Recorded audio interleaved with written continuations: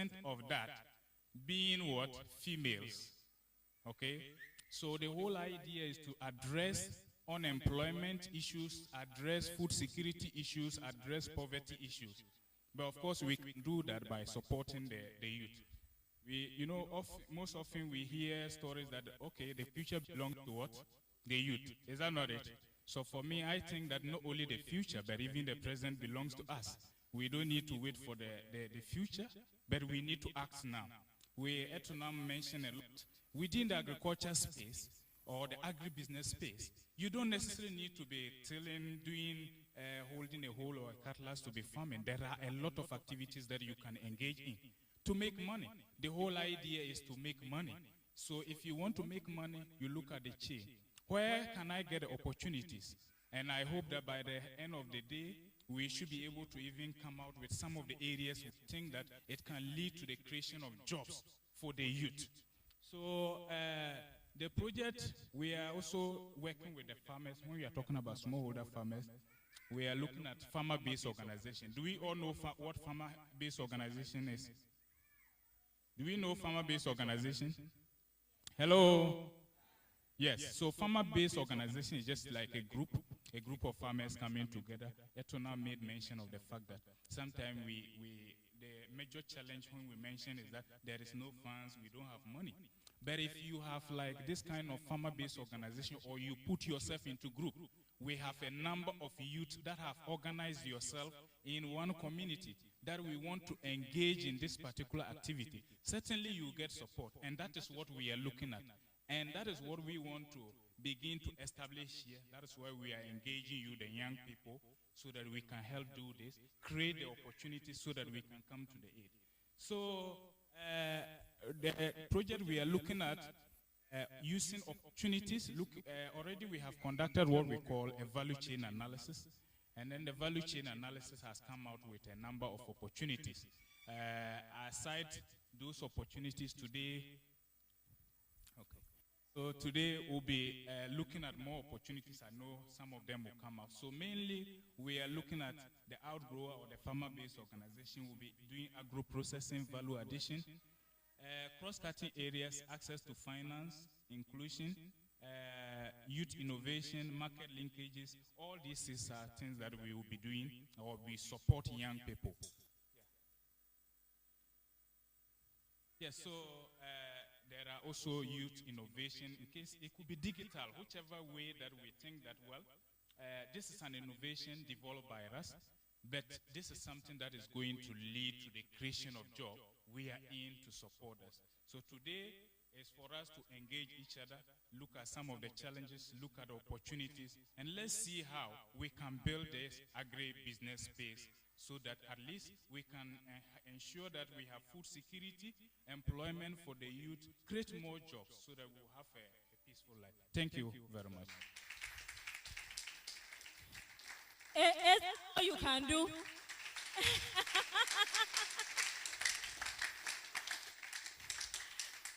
This man is going to give you money instead of clap for him. Oh.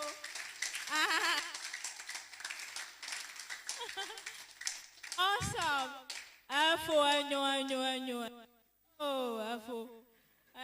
This one was he has eaten apple. You know, when you eat apple, the water that comes, you know, is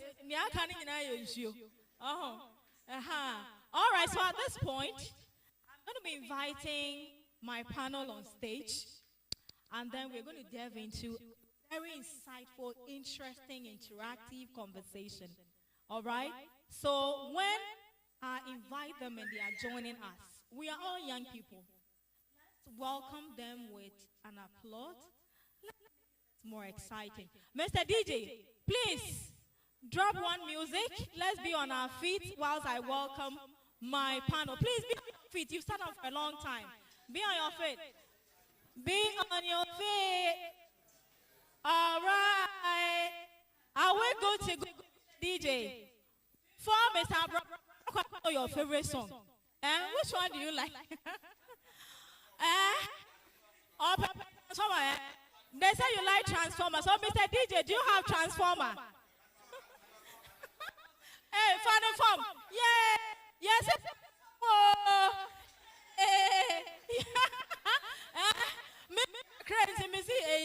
my son Ben Grady. Yes, a fan form. Miss, I did. Do you have fan form? And you are delaying me. Oh, bring from your command center fan for money, Bessa. And oh, this DJ. All right. So at this point, I'm sure you're watching this video. Please, you're watching this video. He's one of the young farmers. He's an agripreneur, and he is coming to join us. Let's watch this video whilst Abrakwa joins us right here at stage. Are we having the sound? Is the sound coming? All right. So let's increase the sound a bit. He is doing so much. He has over 100 acres of maize farm. Yes. So you can imagine the benefit he's getting. If you like, don't do farming. He says he used to ride bicycle, but now he's riding Tacoma. Mr. Brockwa, you are enjoying. All right.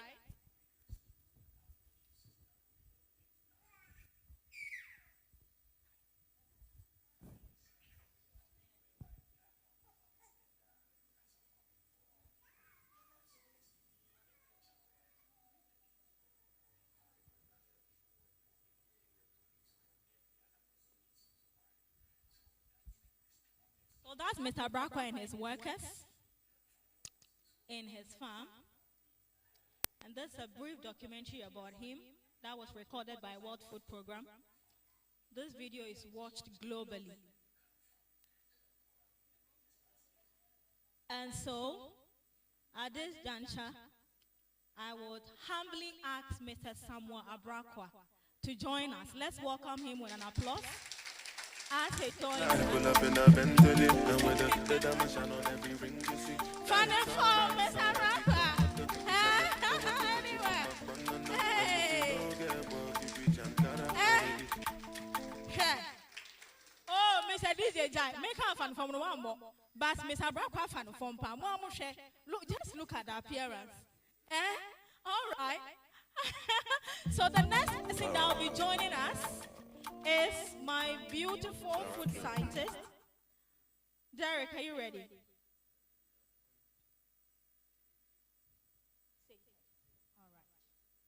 All right, so at this juncture, let's watch a short video of Mr. Theodore Heneboche.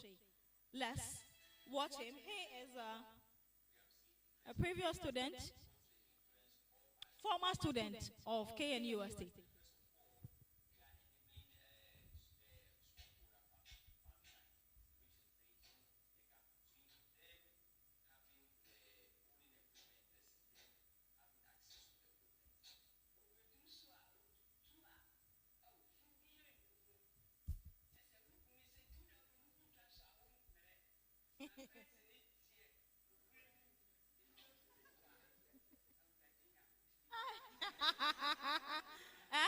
Osha, Mr. Boche, his technology has helped farmers a lot.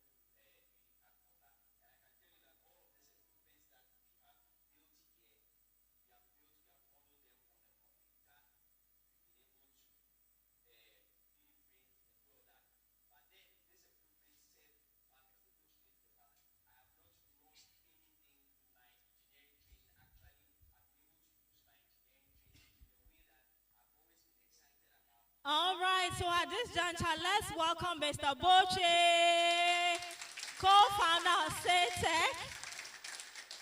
Right. You're welcome. Any sit? Yes, yes, yes, yes. He's been on this campus once. And today, if you know the money this man is enjoying, you don't want to say, I don't want to find anything to do in agricultural space. So now, moving forward is our food scientist. Beautiful lady.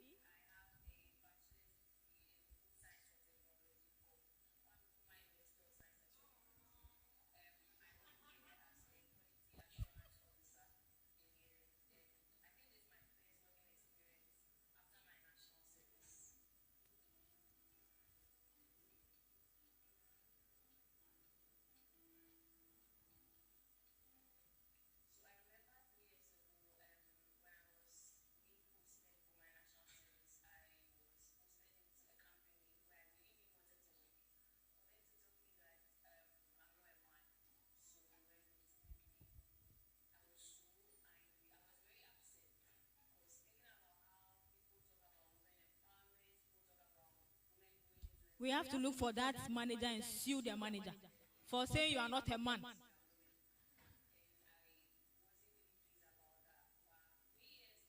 Uh-huh.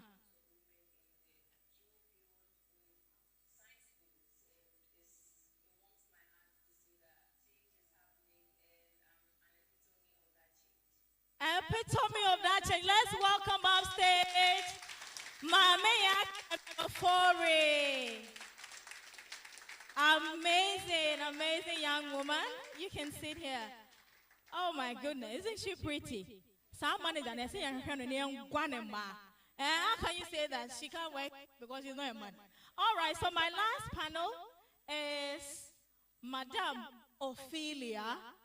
Please, if you're here, join us upstage. Let's give a hand of applause as she joins us. Yes. All right, please have a seat. Mr. DJ, do you have the family form now? Family form,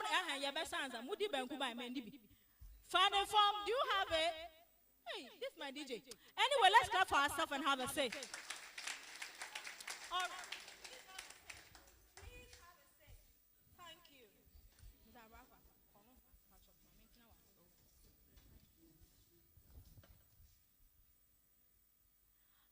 Okay.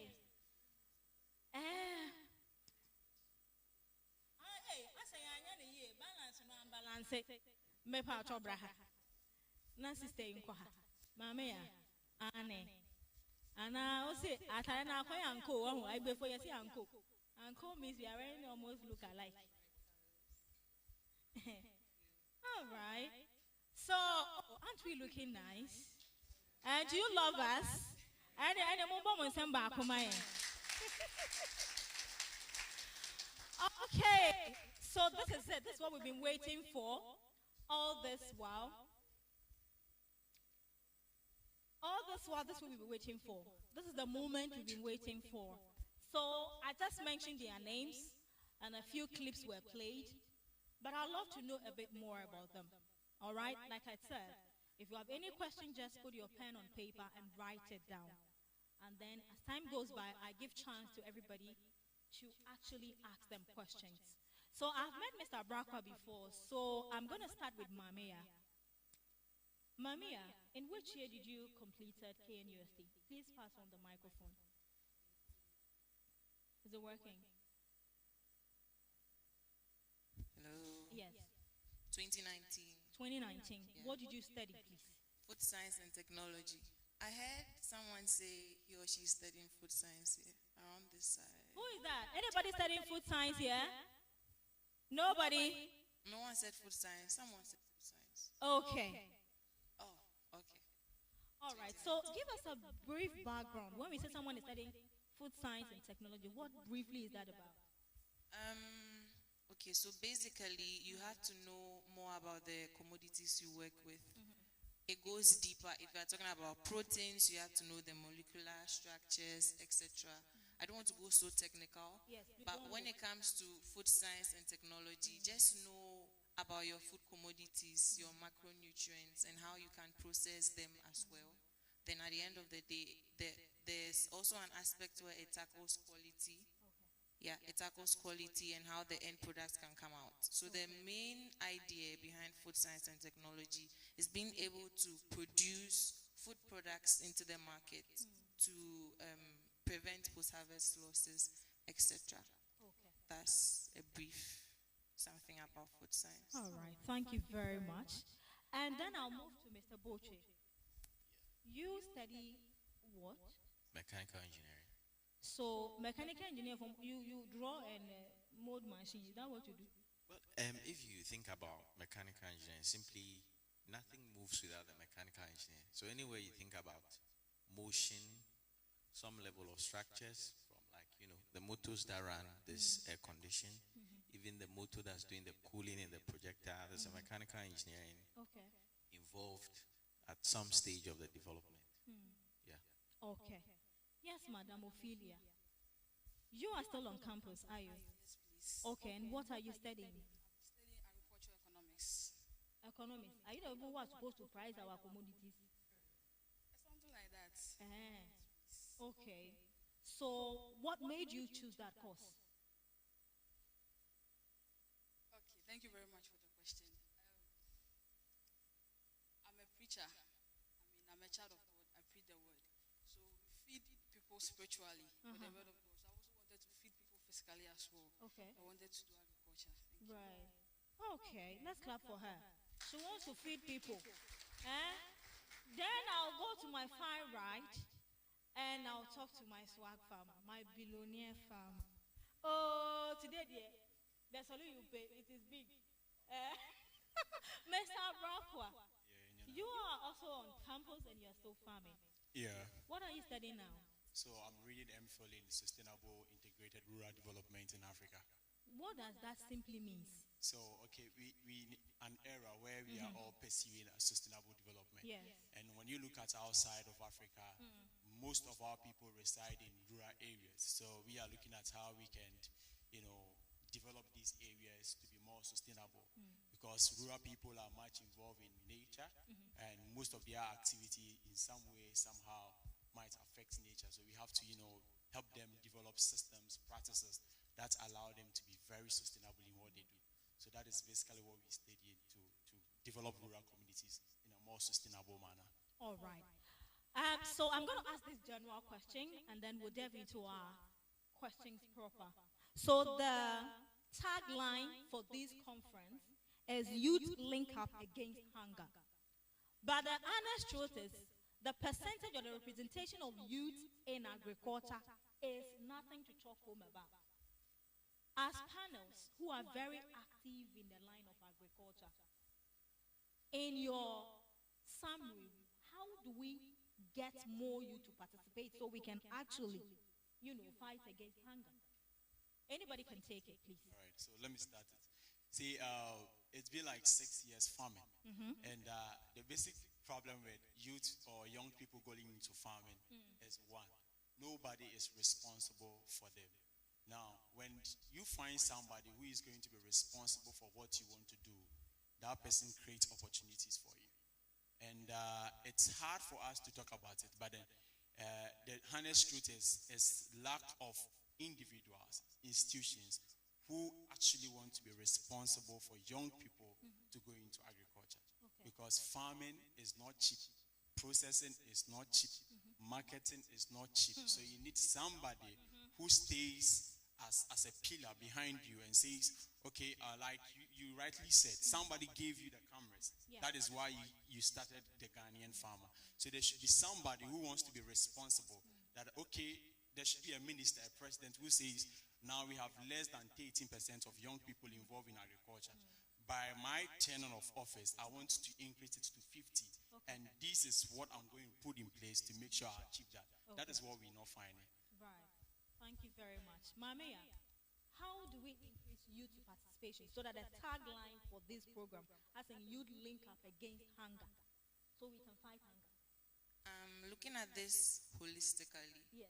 as a representative from an agribusiness organization, food comes, raw materials come, we process it, there's production, there's distribution, it's a value chain, as you mentioned. I feel like you mentioned earlier that you don't need a cutlass or a hoe to make an impact in the agriculture sector. Exactly. I totally agree. You mentioned that you were doing sobolo. That's adding value. There's also technology. I know there are a lot of people on social media if you take a product and you market it, we are making an impact in the agriculture value chain. I feel like they are the simplest of things each individual can do to make an impact. For me, I don't like stress when I'm cooking. I like quick fixes. Smart cook. That's what drew me into food science. My dad worked in a cocoa processing company. My mom is a baker. There's already prepared cocoa drink. There's bread. Cut your bread, add your Cocoa drink. you are good to go. You get it. But at the long run, when you enter into the food science business proper, you realize that nutrition plays an integral part. What are we doing in our processes to do that?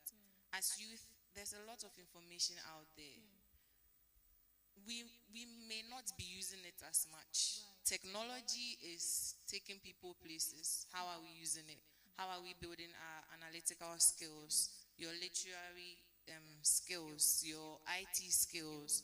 Are you well abreast with, let's say, MX books? Do you get it? There are a lot of things we can apply in the agricultural value chain. I feel like we are not really taking advantage of it enough. As Mr. Brockwa said, we don't have the institutions, but we have some tools. Are we even making use of them? That's something to think about. I guess we have a role to play. I mean, we have to start something. Then we can now query the leaders. How are they supporting? Yes, from this angle. Ophelia, how are the youth going to help to actually achieve this tagline of, fighting against hunger? How are we going to do that? I think the youth should be interested. You should know that agriculture is the center of our economy. So the youth should be interested in contributing to this aspect. Government should also provide avenues, reform the agricultural education, training, skills, so that the youth will be equipped with the skills to be able to work in this sector. What if the youth are training, but they necessarily choose another? I've said ourselves. I had a couple of people who said, I'm interested in agric, or I love agric, and that's why I'm even here at the first place. So such a person, who gets to discover her and help her? How do we go about that? If the interest is not there, but those who are supposed to approach you and say, okay, you have the interest, this is what you need, get it and work. So it means that there's a gap somewhere. Is that not correct? All right. Mr. Boche, what will be your take on this? How is the youth going to fight against? How are we doing it? Is it just by talk shops, or what do we do? Well, I think individually, as young people, we have one major understanding we need to have in mind. Like, we happen to be in Africa. The world's population is, estimated to grow. Definitely, it's just like how things happen. But one thing is that Africa has like the most youthful population, if not now, very soon to be. And what that means is that, one, the rest of the world is going to tend to us to sort of be like the labor for the world. So you can clearly see what, opportunities are available here, what you can do to, sort of like achieve whatever dream you have. But the one thing is that the very common or accessible thing to all of us, and very, widespread everywhere here, is the fact that, one, we do have arable land, and that presents a lot of opportunity.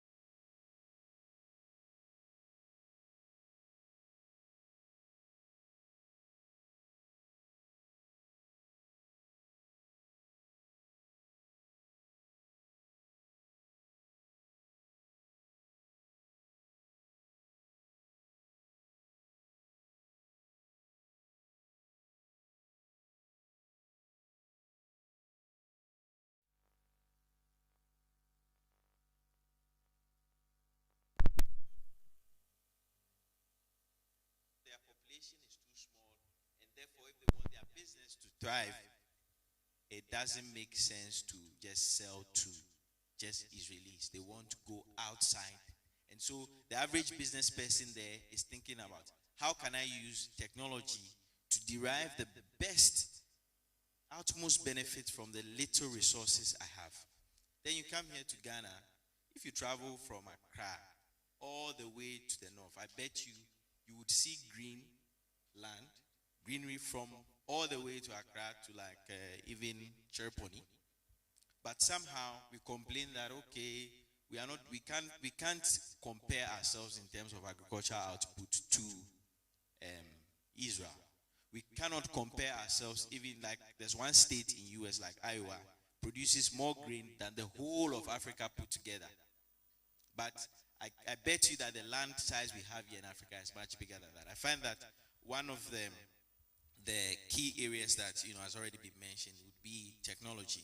Now, those of us already in the technology field, or everybody does have interest in technology, we should sort of conscientize ourselves to understand that whether we like it or not, the responsibility to be the labor of the rest of the world, the responsibility to provide food, of course, whilst doing this, rest on our shoulder. Okay. If we do nothing even about it, it's going to fall on us, simply because that's what the human factors have become.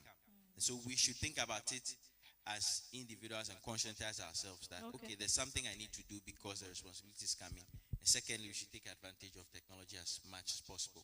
Right. Okay, so that's their general view on the tagline for the conference. This would go around the 16 regions we have in Ghana in various universities. The first one happened in Accra, and this one is in Kumasi. You might find us in Tamale, and then subsequent in other regions. Now we move forward to one very, very key question that bothers my mind and my heart a lot. So when farming is mentioned or agriculture is mentioned, and you ask people, what do you want to become in agriculture? They ask, but apart from farmer, what else is there? Now, when we mention agriculture, are there any form of dignified? I mean, just like the way the office corporate guy will have a tie on and he's so proud and he's walking about his suit. Are there any form of dignified and fulfilling jobs in the line of the agriculture space? And anybody can take this question.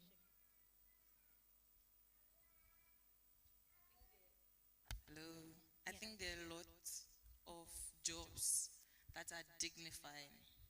I was thinking about the word dignifying. I feel like it doesn't matter what you do, provided it brings money into your pocket and it's not a social vice.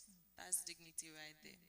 When you come into the agribusiness phase, we have loading boys. Okay. They carry the raw materials into the factory for further analysis and processing. That's dignifying, no? Right. We have food scientists. So for me, I am a quality assurance officer. Okay. So my work goes from the raw material coming straight to processing. We have quality control gentlemen I work hand in hand with. Okay. So they run analysis on the products proper. But it's my duty to ensure that are the results matching up to the benchmark? Is it passing? Is it failing? What is causing this? How are the personnel attitudes, like, are they wearing their right PPEs? Are they doing, that's a dignifying job. There's research and development, doing research into commodities and bringing about more convenient foods. That's a dignifying job. Engineering, bringing up about equipment that will make farming methods easier. Oh, smart. That's dignifying. Even apart from that, one interesting thing I picked up during my internship was how titration can be made easier. I don't have to go and take my Retor stand, my burette. They are quick and modern technology we can use in doing that. That's a dignifying job. What else? A marketer. If you pick a product and you market it, you are creating awareness. That's a dignifying job. The cleaners, even in the factory, they are making sure that your plant or your workplace is clean so that when food is being processed, there's not going to be contamination. That's a dignifying job. If you are looking at it holistically, from raw materials coming straight to distribution, wholesalers, retailers, there are a lot of dignifying jobs in the agriculture value chain. Nobody can say that. In fact, Ghana, I know that the industries are few, but the job employment these few industries have given people is out of the world. Oh my goodness. How many of you have listed down the various departments you mentioned? Please. How many of you? Have you listed down the various departments you mentioned? Yo. No, Allah. Mr. Brockman, how proud are you to tell people that I am a maize farmer?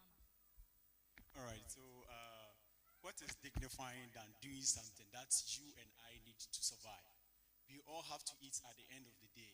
So the agriculture value chain is looking at right from the inputs till it becomes food, and now we are even looking at processing the waste into new products so that the system becomes like a circle. Yes. So what is dignifying than we doing something that allow the world to thrive, to survive?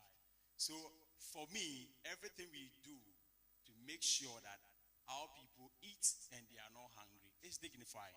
We are saving our people. We are making sure we exist as human beings. So producing maize is super. Trying to bring food out there with your knowledge, with the skill you have, you put them together with natural resources and you bring food out there. Making sure you are doing systems such that tomorrow, those who will come behind you can also have the same opportunity by pursuing sustainable practices. What is dignifying than this? So I think the agriculture value chain presents every opportunity to me which is dignifying. Thank you. Is it because, I'll come to you to share your take on that. Could it be because the industry or the policy makers are not selling or branding the various job opportunities in the sector? Is that why people think there are no job titles? Maybe you are not flaunting the job titles. Is that why we think it's not dignifying to be a role, to have a role in the space? Is that it? All right, so for me, why are you so much concerned about a title when it doesn't come with a title, but it comes with the tithe, the money? So that is my concern. So if we don't call you boss so and so, you don't wear suit, you don't wear tie, but at the end of the day, you earn very well, you live comfortably, and you can save. What's your problem? What are you using the title for? But I want to be called a managing director. I want to be called a banker. I want to be called, oh my goodness, what are some of the HR, human resource? I want to be called the public relations officer. I don't want to be called tomato farmer. What is it? Oh, well, that is to you. But I believe you being called HR and you aim as exactly what I aim as being called a tomato farmer, that is more important to me than me just having a title on my head when it doesn't even pay. All right. Hey, Mr. Brocker is saying to you people, those of you who want to become a HR, let's go and check your bank account and we'll see. Yes, my dear. Well, yes. I mean, to continue from where he left off, I also had, the privilege of last year to meet with the national best farmer from the previous year, and then the second national best farmer, and Mr. Mohammed Mashoud. Now, this man used to be a former teacher. He said he stopped. When he was stopping, like his people was like, I mean, how are you going to farm it? That's like crazy and all of that. Now, whilst we're talking at that time, he was telling me privately that, he's thinking of taking his wife to the Maldives for vacation. I was like, then he was telling me, his wife is doing PhD in, I think UCC or so. Okay. Now, then he went further on to tell me, for this work, if he was speaking about, the situation of the farm sizes in Israel too, he happened to be there. And he was like, if they give him this kind of farms to farm here in Israel, he will not farm because they are small. The farms he has are way bigger than this. And the kind of money he was telling me that he had sort of like arranged the contract in like millions of CDs for like fertilizer supplies, and this is money from his pocket. And so when you listen to somebody like that, you begin to realize that you need to demystify certain things. Now, a title may be nice, But, at the end of the day, you are looking at, how much money or how much returns are you doing and how satisfied you feel in that. We're surrounded by many things, and they believe that, okay, if you appear, we are young people, so maybe let me say it like that. If you appear looking like this and looking like that, you may attract some respect and all of that. It is nice, but I feel like things should be built more on substance than, more on appearance. Definitely, there are a lot of paying opportunities in agriculture. I can tell you as a fact that if you put, say, your money in like a farming business, let's say the season is coming for soya bean. If you plant soya bean, and then you'll be harvesting around December. You start planting like August, you harvest December. Let's say you put like 500 CDs inside. Say you send the money to somebody in Savelugu. I know somebody who's done that. Say you put just 500 CDs. Now when they harvest, you may get maybe a bag or two. By the time you wait about 2 or 3 or 6 months time, you can sell your soya bean and make about twice the money you invested. The money invested. If you put the same money like any investment in a bank, by the time you will not make twice that amount of money. If you can test it, you can ask many farmers.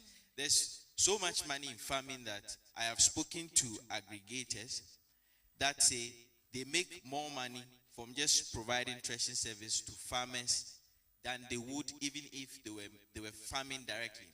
And to prove something like this, Zoom Lion provides threshing services in the north. You may not know, but yes, it's a business area they ventured into because of the possibilities they see from there. So it is profitable, and the profit has some form of like intrinsic value to added to it, because you hear the stories of the farmers, and you see the things that you're able to provide by just doing this. It's a very fulfilling field. Okay. If I can say. So let me go to Ophelia, but I'll come back to you about the story of Saytech.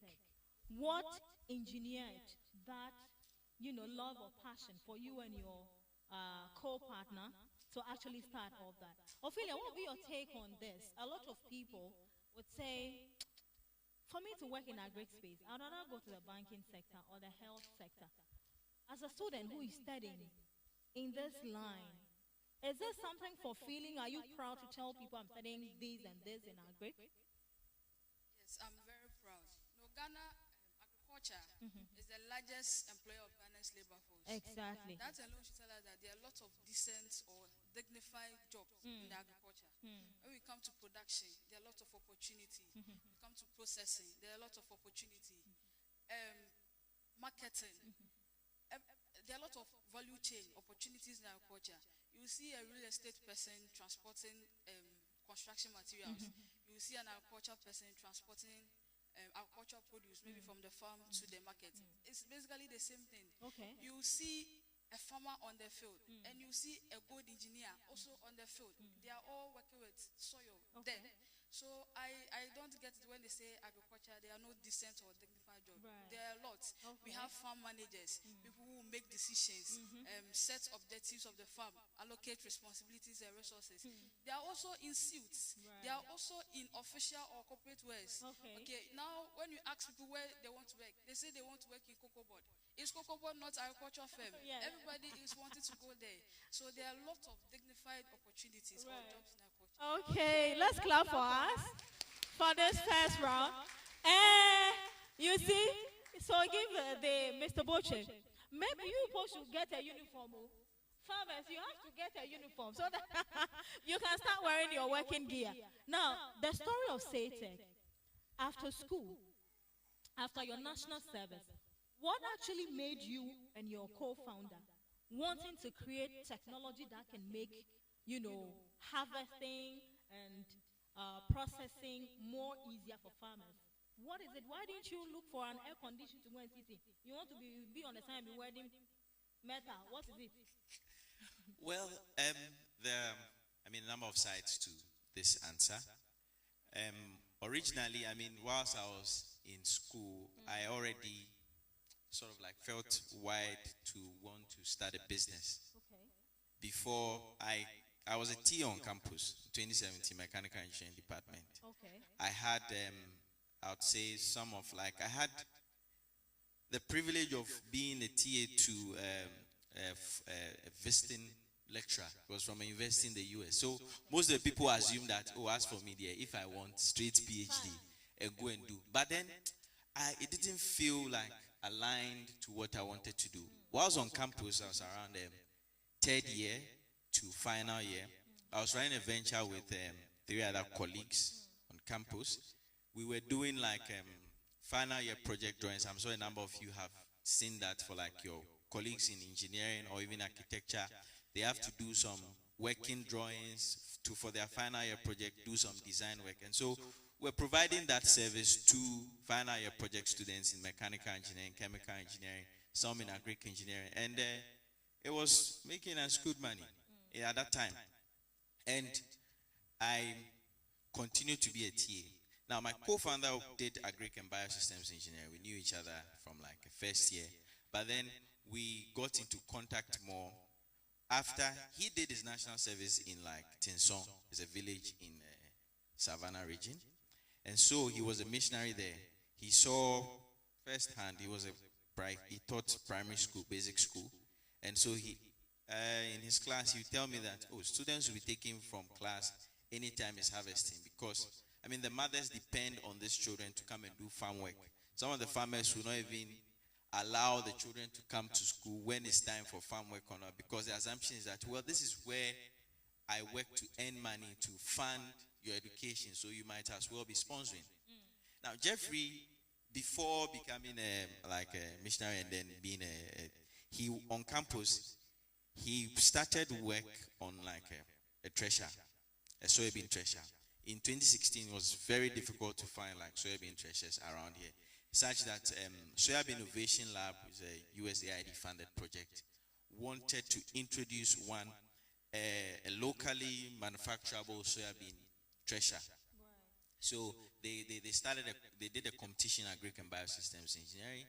Jeffrey applied and then he got second position. But his work was so impressive that now the engineers took that and then worked with some other fabricating engineers from Soybean Innovation Lab. Jeffrey continued to do his final year project on the same idea that, so his project was funded. I mean, it's very rare in engineering to get a funded project. So it was lucky from the get-go. And whilst I was doing my service about towards the end, I wanted to register a design company and then be providing design services with some other colleagues of mine. Jeffrey approached me to do some design work for the thresher he had built because now they want to sort of scale that. After I did it and I gave him the results, I mean, he told me, frankly, that the results were quite impressive, and so why don't we start a company? After, I mean, national service was coming to an end. Why don't we start a company? Year? This was in 2018. You have not graduated yet? We had graduated in 2017. Okay. In 2017 to 2018, I was a TA on campus, and Okay. Jeffrey was doing service. So around August to September, the contact between Jeffrey and I increased. And so I did the working drawings for his thresher. And then he was like, you know, this is a situation I'm seeing in the village I live in. Why don't we come together and then design equipment that can serve farmers in these areas? I was like, oh, that's cool. We were already trying to register a business that would do design services. But the interesting fact on Jeffrey's side was that Jeffrey's approach to the problem had value in the sense that I was interested in doing design agnostic of whatever field it would be. I mean, if mechanics won't work, if plumbers won't work, all of that. But then Jeffrey's side, or where his direction towards like the idea, then confirmed to me that indeed then let's start the business like I was already going to do. But then our focus would be to provide design services for the agric field. Initially, we started with the idea to design so that local fabricators would make. We didn't want to sort of disrupt their the market by just going straight into the production. We also did not have the means. But then eventually we've grown to a point where we now manufacture. So you now manufacture your We, own we, designs. we now You no manufacture our longer designs. just draw and give to people to produce for you. Yeah, we saw that the market was not exactly ready for that All right. from So research. what commodity do you produce or manufacture machines for? Okay. For the grain value chain, we make multi-crop threshers, Okay. we make grain dryers, we make grain cleaners currently. For the share area, we currently building share roasters. We are set up such that we've done some manufacturing contracts too for like foreign companies. So we've done some work in gold mining, and then we've done some work also in construction. We know that largely our farmers, Mr. Barakadi, I know he can afford it. But how about the other farmers who cannot afford? Do you also lease or rent these machines to go and work and then bring it back? Or you have people who buy from you and they rent that services? Luckily, you have a system where the farmers understand the value of machine as a service. So we made our machines are designed so that they serve service providers who in turn provide service to smallholder farmers. The benefit of this is that it's taking away the burden or the cost of having to own a machine from the farmer, and then the burden of having to maintain and keep that machine from season to season. And then that is on the service provider who can use your machine that is appropriately sized to do work for several smallholder farmers in a day, such that by the end of the season, he's probably making way more than one smallholder farmer combined. Okay. Yeah. All right. In other sectors, I'll be allowing my audience in soon, so I hope you're jotting your question. In other sectors, recently I heard Paul Adumotre of Metro TV saying that some journalists or any journalist who work in their space and bring a breaking news story, you stand to benefit or get 5K or so. You heard it, right? And then in the banking space, I know the marketing managers will give you targets. So if you are able to hit the target, you have this. I'm driving towards the word called incentive for you to work or to motivate you to work. In the line of agriculture, you, Mr. Abrakwa, do you give incentive to your laborers? Or do you put down that, hey, we are planting this week, for instance, I've started 45 acres of sweet potato, orange flesh sweet potato, and it's purposely for the export market. All right? So my laborers who came, they are still on the farm planting. I have to quickly go to the market, buy, my Ewe people. I bought the condo, this thing. So, moment they are hungry, food day, they chop and they continue their work. Is it because there are lack of incentives in our space? That is why a lot of young people do not want to work there. Or do we have to have incentive for people to work in the agriculture sector? Beautiful question. No, I'm thinking through. What I personally do is we go to farm with targets, right?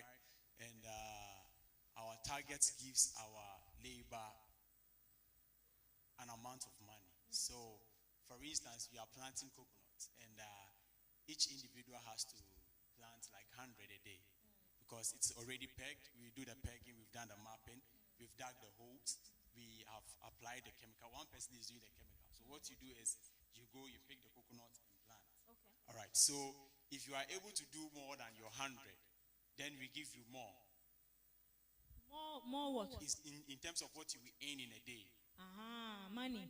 Yes, in terms of money. So, and the next thing is we look at how we can help ourselves as young people. Okay. So, for instance, whoever is farming with us, don't buy corn because we are producing corn. At the end of the day, you will get corn home. Okay. Now, if you are farming with us and you want to plant hybrid, because I personally, propagate some, you get some to plant. So these are some of the things we use to motivate ourselves as young people, so that in the end, for instance, one of us might be planting OPV, and yours is way below 1 ton on an acre, and I can give that person a hybrid, which gives him 2 tons to 4 tons.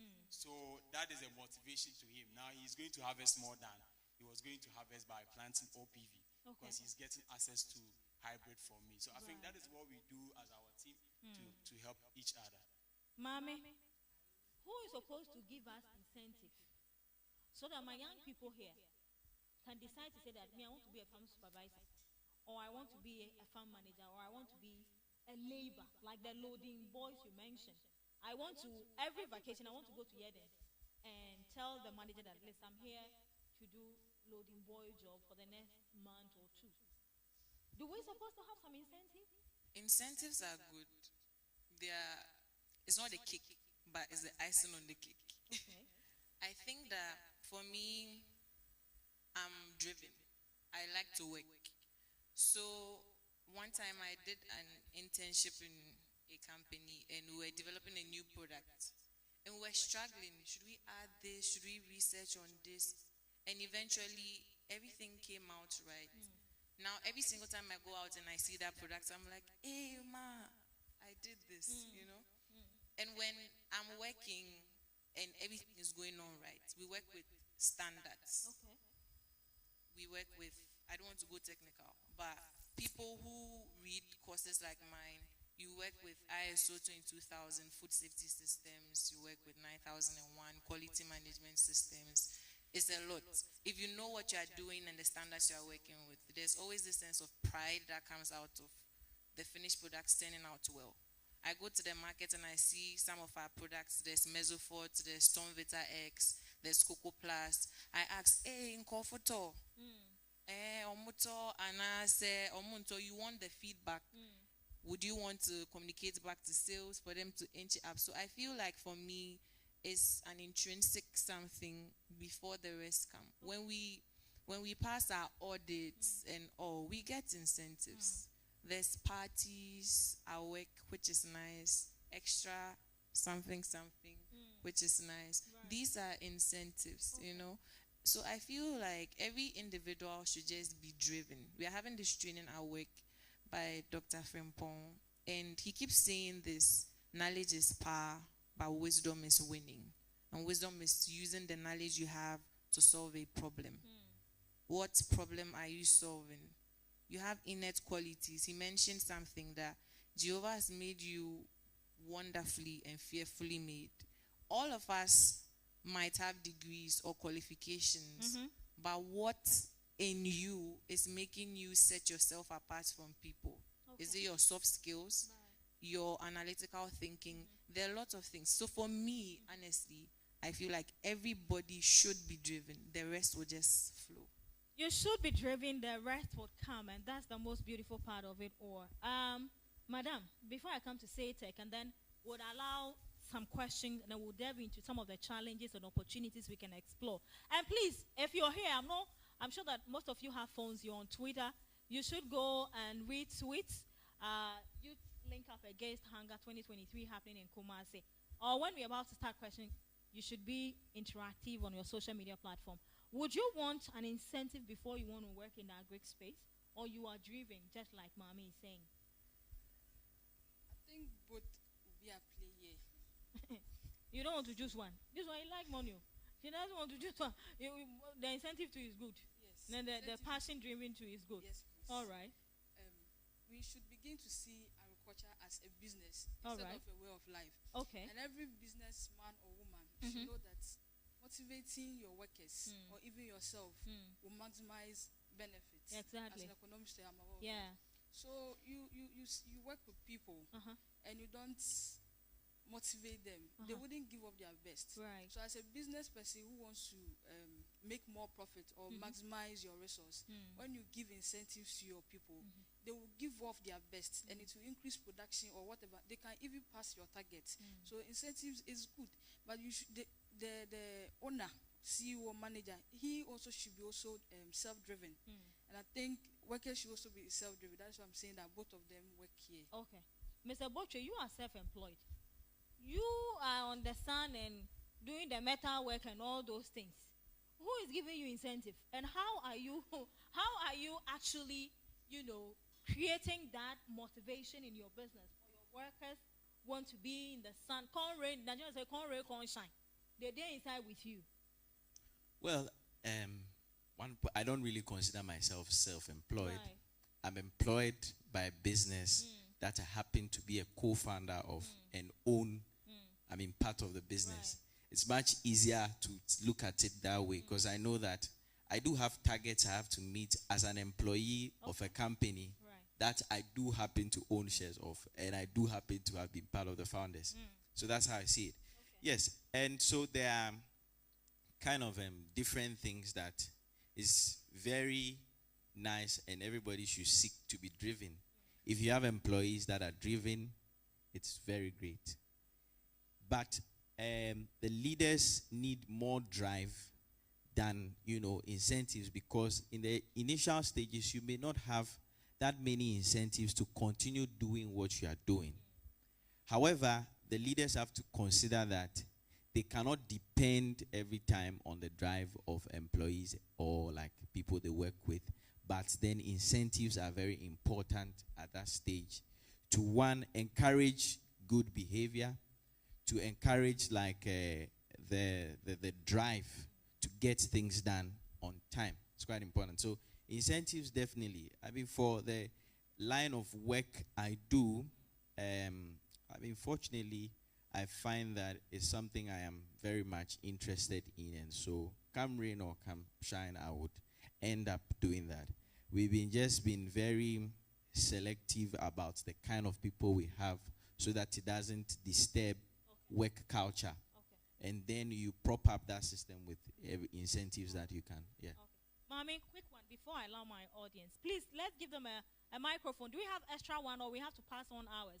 Do we have extra microphone for the audience? So if you have a question, be ready. Mommy, the kind of work you do a lot of food and all that stuff. What are some of the commodities that your company buys from farmers? Because I've heard people say plantain, yam, tomato, okra, maize. And a lot of people, when you ask them, you want to go into farming, what do you want? I'll say, open here, profit. I want to produce what will give me profits, or what market is demanding. What are some of the commodities you buy more in your company? So Yedent is a cereal processing company. So we work with maize, millet, soybean. These are main raw materials. However, we are thinking of expanding the raw material scope because we are thinking of more products, varieties to come out. So yeah, raw materials. How does a farmer, so it's a bonus question for you before I open the floor. How does a farmer become a supplier of Yedent? We have a supplier assessment procedure. There's also approval. We don't take any raw material. For example, we need quality. There's giggle, right? Garbage in, garbage out. Quality what? Quality raw materials. Quality meaning, let's say maize. We don't want stones in the maize. Moldy maize, we don't want it. Insects, we don't want it. The right maize variety. There's a lot that goes into it, because for an agribusiness, it's essential that you know your internal environment. Which customers are we working with? We work with, apart from making brands, we also work with other companies that use our end product as raw materials in their processing. So if something should go wrong, it's going to affect their business. We need to know our customer specifications. Then we'll know the kind of raw materials we would get. And we just need premium and quality maize. Do you deal with individual farmers or cooperatives? Both. Both. Right. So the young people here who are now aspiring to become farmers, think about forming groups. It could be that somebody is from Volta, somebody is from Bronga Alpha, but you're on campus. You can find a way that one person's region, you would go there, see the landowners, being it a chief, an opinion leader, or whoever's region you're going. If it's a Brackwest region, he should lead you to get, let's say, 10 acre, 20 acre. And you form a group like the WFP man told us. If you have groups and you're cultivating on large scale, then you can access funding. But a 2 acre, 3 acre, 1 acre, it will be pretty much difficult. Abrakwa, why did you settle on maize and not any other crop? Or do you do maize and other things? Oh, I do other crops. Okay, such as what? I do yam, I do cowpea, I do soya in Please, the I north. can't hear you. Can you hear him? I do yam. You do yam. I do cowpea. Gobe. Cowpea is what? Gobe. I don't know if you like gobe here. My gobe people. So those of you who didn't raise your hand, I know you are the people who like it the most.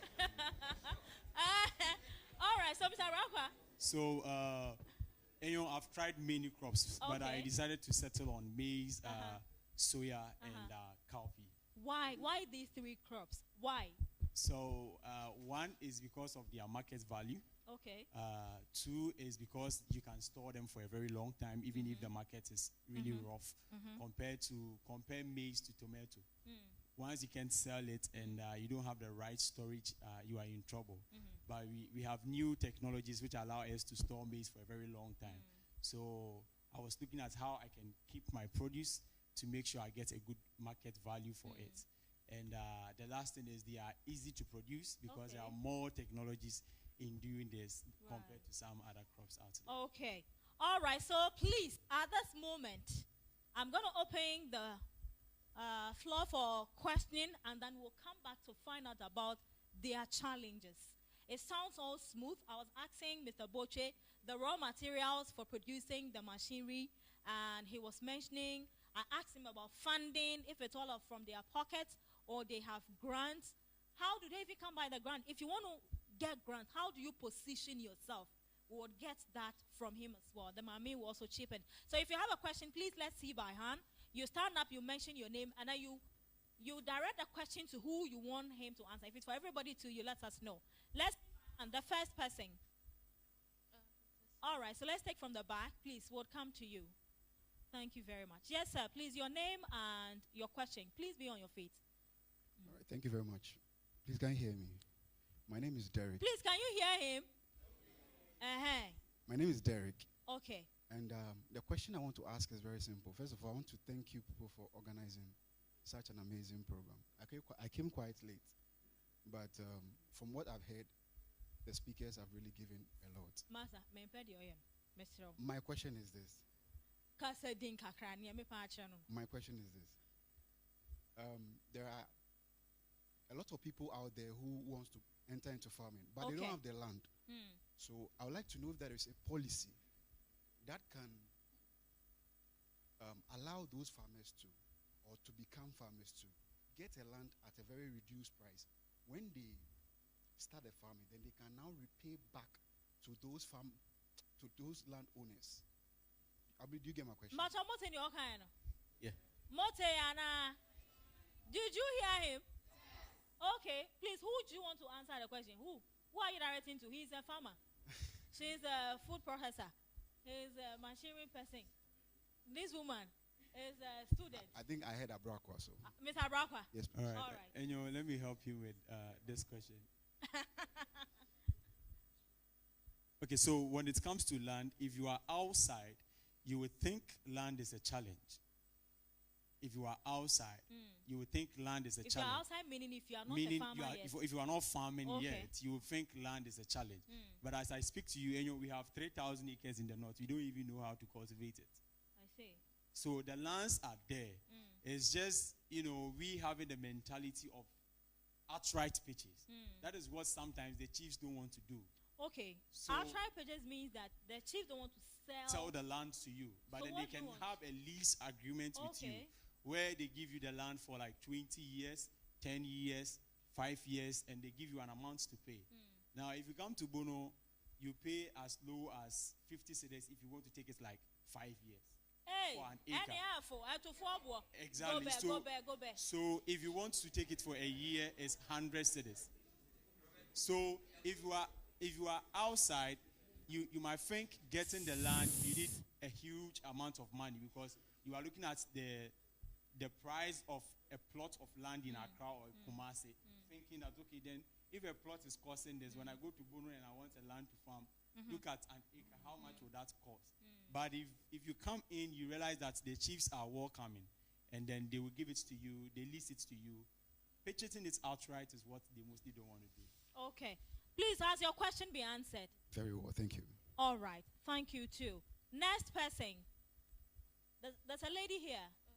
I'll come to you, please. Yes. Okay, so my name is Sana. I want to ask Mr. Samuel what he does, like some of the post-harvest practices that he does to make his to preserve his product, because just like my mayor said, if you bring your products to them to sell and it's not quality, like they are infected, there's no way they are going to buy. So you can farm in large quantity, but then at the end of the day, if your products are not like quality, like they are not, what do you do to attract like your customers to buy your products, or those that you supply your products to? Is it a question to Abraka? Yes, yes. Please. All right, so when it comes to production quality, it begins with your inputs, okay? So the input you are going to use to produce your crops should be quality. Now we have varieties which comes out very neat and very, strong. They have good grains, and sometimes they are expensive compared to some of the ones in the open market. But we have quality, so it starts with a quality product. And when it comes to your harvesting process, you have to make sure you do it well. When I say you do it well, we have a time we harvest where you don't have the challenge of rain. So that is why we plant at a time so that we will be able to harvest, like you were saying about soya. We will plant soya somewhere in August. By December, it is not raining. We have quality, seeds to harvest. So that is the next thing, how you do it. So first is your input, second is how you do it. So the planting material, who asked the question, please? The planting material, the seed you're going to plant, it has to be of high quality. Your agronomy practices matters a lot. During your harvesting, you need to be very, very keen on the way they handle the produce from the farm right to where it is good, like the warehouse or something. All those things matters. Are you getting it? Right. Our next question, please. Yes, okay. sir. I'm the person of Owusu Felix. Yes, sir, Mr. Owusu. And then this is more of a contribution than a All right, question. sir. Okay, so with your last statement that you made, or the topic we discussed about incentives, incentives, and okay. other things. So I feel as the youth, right, sometimes we don't need the incentives. We need to be self-driven. We need to have the passion. People say passion comes from within, but I feel passion is created if you are passionate about. Because when I came and then we were introducing ourselves, most of us were like, we are not farmers, but we like to be farmers, or we like to be motivated after this discussion. And so once we have the passion for farming, once we want to be self-driven, we want to enter into this, if we really want to enter into this, I think with our mind, we can do that. Okay. We don't need to be motivated by some, or let's say we should wait on campus. A lot of people are going through a lot that they will be like, I would like to start a business on campus, and so that I can cater for my education. Yes, and some money. Yeah. And should I introduce farming to that person? The person wouldn't be interested. Yes. Okay. So if you are self-driven, if you are self-motivated, if you are willing to volunteer to, we should take it that way, like a voluntary work, which we are not expecting anything at the end. I think at the end we will all be great farmers, as Mr. Brock. I'm very proud of his work from the videos, and I'm very proud of it. I'd like to be like him one day.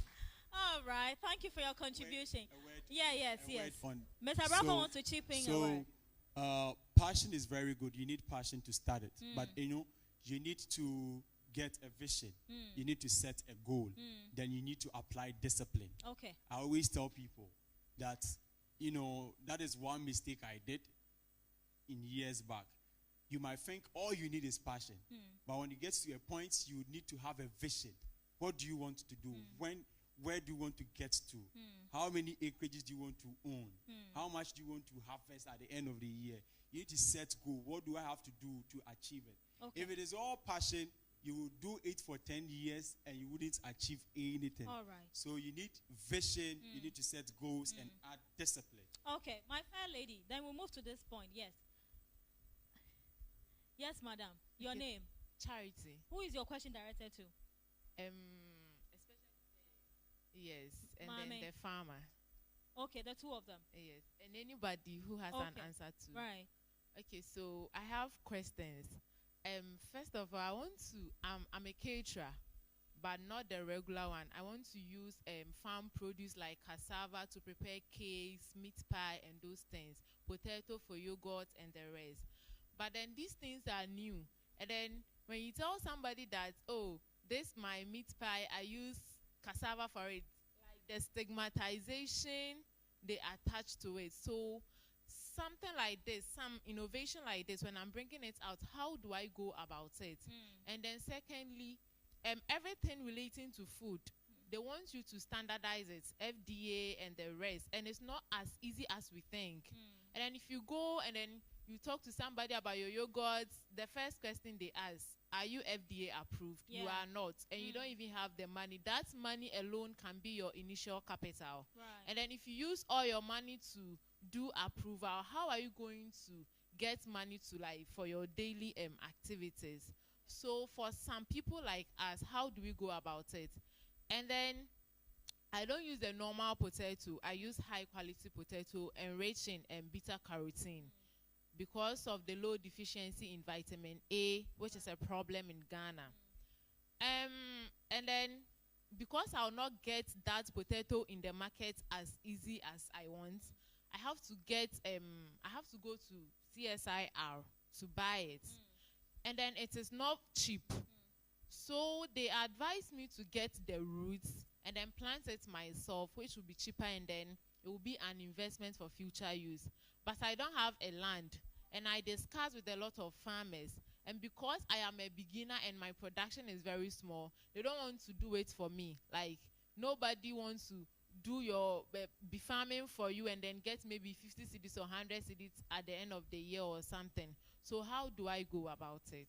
All right, Mommy, can you help with the food part and talk about the farmer kind of produce?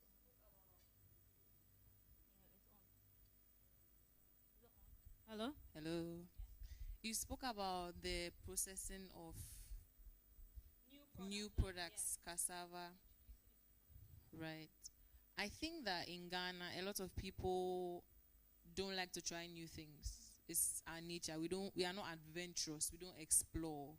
Knowing the kind of environment you are in, somebody would advise you to tailor your processing to meet your environment. That's one point. The second one is, if you are so passionate about bringing out that, it will take some time, but it would have its market. I believe that every product has its niche. No matter, people are doing hairstyling, but everybody has their clients, right? So I think that for that aspect, the processing, it would take some time. You would just have to do more market awareness, etc., for it to come out. But then again, quality is not cheap. Quality is very expensive. But if you are able to invest in your quality, your products become quality, then your bargaining power is high. So you earn your money. That's how quality works. So using orange flesh potato, because of the beta carotene, that's exceptional. I've seen works done on it. Pushing it into the market is going to solve a problem. That is vitamin A deficiency, which is good. I feel like if you are able to get partnerships, that's going to help you. In WFP, that's one. Other youth organizations are there. Just do your research and try and see whether you can come into contact with some. Then you'd build an alliance. You can't do it alone because quality is not cheap. Going to FDA, even for forms to fill, and it's not a joke. It's not a joke because we do our work when you are trying to bring out products. Okay. But because we already have a system and there's partnerships. My CEO, Mr. Samuel Intimedu, he didn't start alone. He did it with people. He's not even a food scientist. I think he read economics or something, but he appreciates agriculture and the impact it makes onto the society. So I would say get the right partnerships. Quality is not cheap, so sack yourself for it and keep doing it. More product awareness, and it would go far. So let me chip in this before the next question comes. About access to land, because farmers feel that it's a very small acre, like say 1 acre or half an acre or quarter an acre. So they are not interested when it comes to the energy, the time that they waste producing for you. So that's why I said something. That which region do you come from? Upper East. So your parents are home, right? Your siblings are home. You are all here. All right. So if that is what you are keen on producing, if you want to be a master of this area, if you want to be the innovator or the one who introduces this, then you need to find somebody home and partner with. I had a talk at University of Winneba, and the gentleman, as we speak, he has about 20 acres of onions. And this musician, Amachi Dede is hometown. Go. All right? But he's on campus. So he has people who are doing the farm. As and when he gets time, he run to go and see what's happening. And then he come back to campus. And like my man said, you need partner. You can't do this all by yourself. You are the originator. So first of all, register it. All right? It's registered. So the next thing is that look for like-minded people. Somebody who has passion and is interested in that area. And you have to share. Be willing. Our challenge is we are not willing to partner. You can't do it all alone. Unfortunately, here in Ghana, Food and Drugs Authority is not having any program running for young food processors. But in Rwanda, they have that program. So it's easy for any processor to get certification. It's as easy as that. All right? Over there, so long as they have you saying, I want to be a processor, add value to food, there's a program you go through.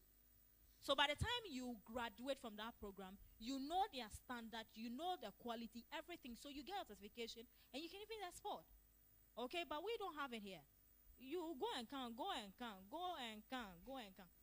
So look for partnership. I have all something right, to yes. chip So in. Yeah. Mr. Bocho want to chip in something. When I heard you, I could see that this is more like a business in ideation or business in like the very early stages. Are you already producing the yogurt? You're already producing it. Maybe something maybe you already know, or maybe some. But one key critical thing for like founding teams, whatever, you want to have 3 characteristics on your team. It may be in one person, all those 3 if you are lucky enough, but you want to have it in like maybe 2 or 3 people. The ideal number for starting a team that will succeed, from an article I read, was 2.13. Okay. So, I mean, you are getting like 2 or 3 people. But first, you want to have like somebody who is a hacker, somebody who is a hipster, and somebody who is a hustler. So let me explain. The hustler is the guy who will go out to get the deals and the market for you. So like your sales or your marketing person. You mentioned that you're having a challenge with, okay, you want to introduce the produce to somebody, cake, and then people are not so accepting it. Maybe it's not very much of your strength. Yeah. Then you need a hipster. The hipster is a person doing the branding and how the thing should look like to the public so that it's more attractive and acceptable. Then you need a hacker, the guy who is doing the technical thing. So maybe the person who understands, the carroting, you're mentioning something, or who understands how to farm it well and then do the yogurt. So these 3 characteristics coming together will give you a product that has like potential. And please, institutions, when WFP was presenting, did you see the area of crops they are prioritizing? Did you see that? They were prioritizing maize and other things. You should read about the institutions who are working with the sustainable goals and what their focuses are. That way, you can take samples and approach these people and have conversations. Now, business is tailor-made. If you think that Abrako is doing beans or he's doing maize and you also want to go in that area, my dear, you will struggle. You have to be tailor-made. You have to be very strategic. I'm deliberate about taking his money. And so I have to make sure I get what it is he's looking for to get the money. That's it. Are you following? All right. Our next question. Let's come front here. Okay. Oh, yes. So, I've done cassava processing before. Okay. And I see her story like my story. Right. So, I have an article I call the 7 mistakes I did when I was starting. So we will delve into that. So yeah, that will be later. So so it's one of the things she's going through. Okay. I was doing cassava processing, and I had somebody who buys my gari and takes it to Germany. Okay. But I was the single person doing it, like he was trying to. Everything. So I just learned something here the right CEO, now. So I was a person going to the farm to get the cassava. Okay. I come to the factory with them. After we are done, I look at the packaging. I have to transport them from Impoho in the western region to Accra for the woman to take it to Germany. So I had to collapse the company. So I think you have to partner. You should come here. They will beat you. All right, last person. Then we'll move to this place, please. Okay, please, Your thank question. you. My question is, with the agriculture, especially, I want to ask how the farmers, like, they deal with social vices, like, especially in the north with farming, especially with livestock. They'll produce livestock and then you will be there and someone come and take everything away. So I want Where to is the ask, person taking it to? like, they will steal everything, They will especially steal? with fowls. And Ah. so I want to ask, even with crops like maize, you will be there overnight, you get up, you go and then there's nothing on the land. Okay. So, like, I want to ask how, like, if are there measures in place that some of the farmers to be, like, will employ to security wise. All right. And Okay. also there are a lot of, like, we have imports and most people patronize outside chicken and stuff. So I want to like, how is the competition? Because the local people, you not see a restaurant that will go and purchase local fowls, guinea fowls, to come and cook food for people. So, like, it's making Ghanaian products very expensive with the food. All So, right. like, I want to Okay, ask how- security. Yes. Arokwa, you have about 100 plus acres. I'll keep coming to you. 100 plus acres of maize. Security-wise, what mechanism do you employ to make sure your farm is well protected and safe and all that? I would say I'm fortunate to have my farm closer to the road. Okay. So people who farm around me. So your first security is your neighboring farmers. Yeah. That is your first security. Once you are in good terms, so I will go to my farm with you.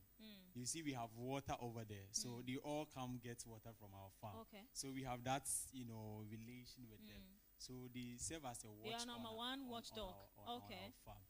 But then, a big farm like that, how do you say you are going to look at it all the time? But once they are there, so I have somebody to the north, I have somebody to the east, so they know that you are not part of this CCR guys. Right. And once they see you there, they can question you because I have that kind of relationship with Okay. them.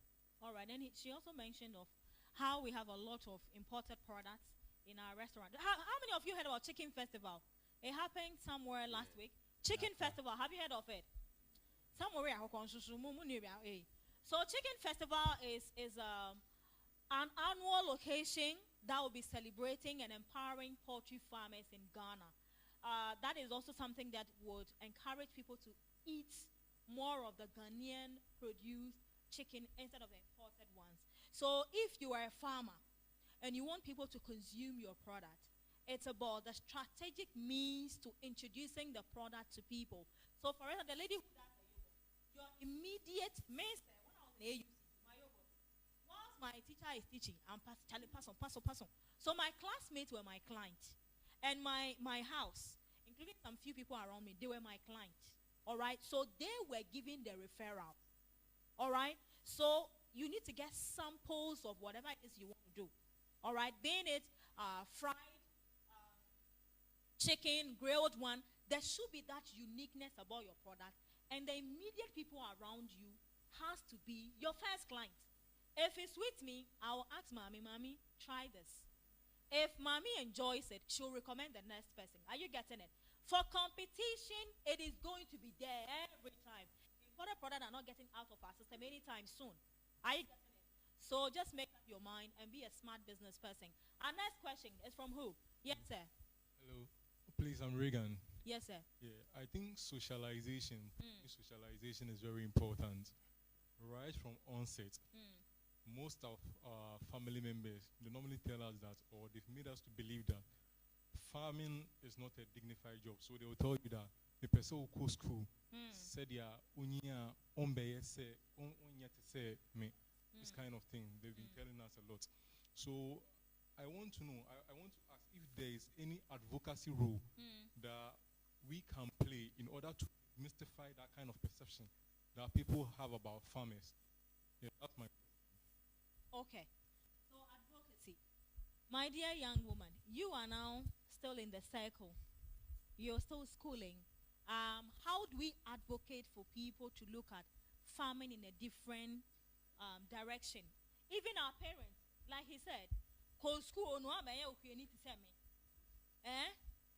How do we make sure that there is this message that is changing people's perspective when the word farming or agriculture is mentioned?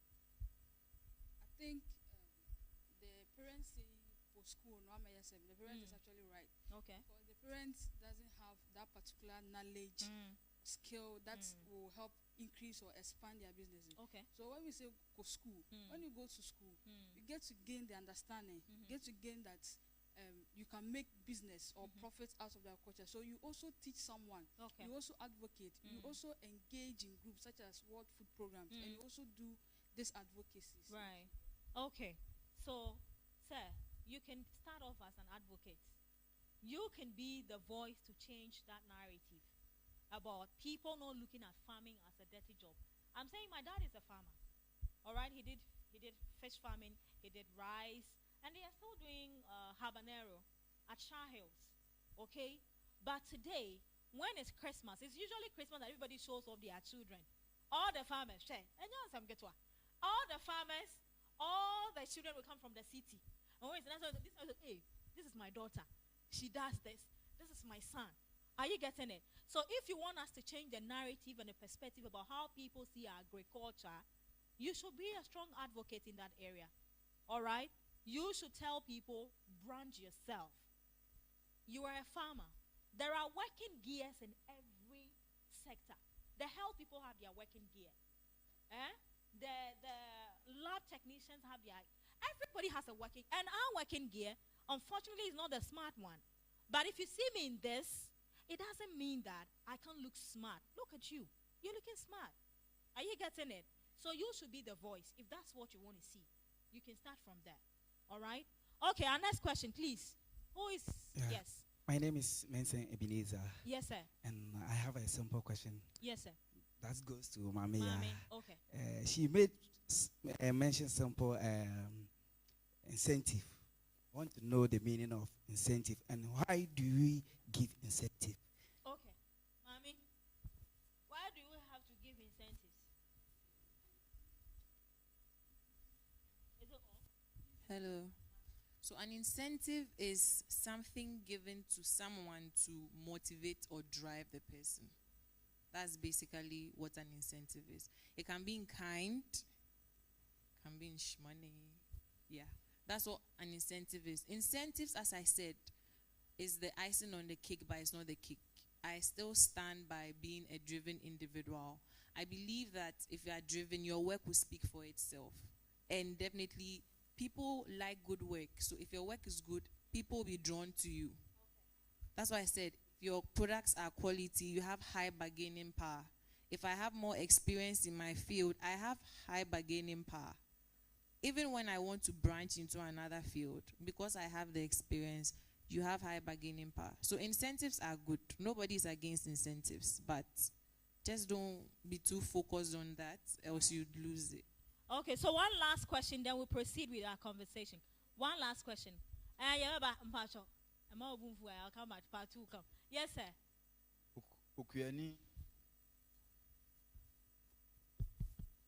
Okuani asedu boati na make say. Good. Ayami depi say ene yeshia wa eye edisa dwumadi enkanka ema emabunu ti say. Asibisa me pese me bisa no. Ebekọ amani pati 3 verse miensa eye eja abotwe. Maame ena okuani abrokwa. Eni no kasafa technology. Yes. Technology e boy bebrebe. But the medefa in ene yemfa aso ene sekan entire no pi. Dodo na papa o se odo abrufue. Obekọ na abrufu no ebia ode knapsack spray ebe edrobegu na spray. Good. The problem ena ewo eho ene yenema yenua bani bebrebe as a result of chemicals na ye use no enti baby a maame mu bebem standards for no By ye food any bebre or honoma ye ya. Yen fama a be a lab, me test it. Food and nutrition for Becca say, ye need vegetables, bebre. Vegetables using air contaminated. Enti odia no, odia no. And untina, ya fem farm down who bebre no, me sana me hu. Enti technology for a quan ben a mobile boy. Ebe faso anase nimdie enen chere ben na mode be makua for ama the way I apply chemicals no so what said e be ya ebe ha yen bebrebe ya didiem ene kwadu na akra ubon se de carbad be hye kwadu ensusu na kwadu ya ye akono udi ya na wo ye den na wu that's it. Okay. My tree is not as good as his. But can I answer in English? English. Okay, all right. So, I think that now when we say technology, people often assume that is modern or like something sophisticated. There's a branch of that's called like high tech. Yes, but the cutlass you are using to weed is technology. You may not see it like that, but one, it's a machine that's sort of helping you to make the work easier. Unfortunately, we've had people who, for the reason of maybe wanting to make profit excessively, would take some shortcut route to, and you have this problem like with banana, as you're mentioning. I mean, unfortunately, it's not exactly maybe the fault of technology, but the human element. Then you also mentioned that people prefer using like knapsack to do a lot of spraying. There's a challenge. There are two sides to that, in the sense that if you look at the labor it would take, assuming if you're going to weed, then you would compare to how fast you can do it. But then within this space, there are control measures.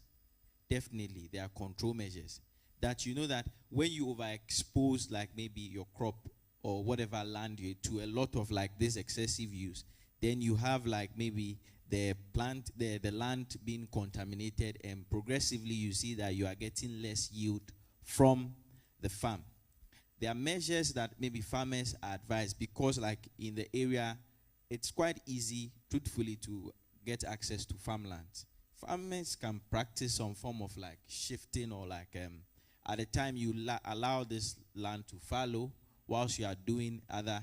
But importantly, if you want to success in this, you want to have like your agronomist very close to you as a farmer. Then they're able to assess, okay, this is the health of the soil, because soil too does have health, and then that health will relate to, whatever output you get from the soil. Even the health of the soil can tell you what crop will do better here. All of those things are important. And as technologists or machine people, at least in our company, what we focus on, much of our work is user-centered driven.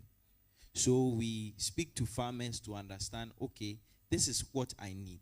This is a challenge I am facing.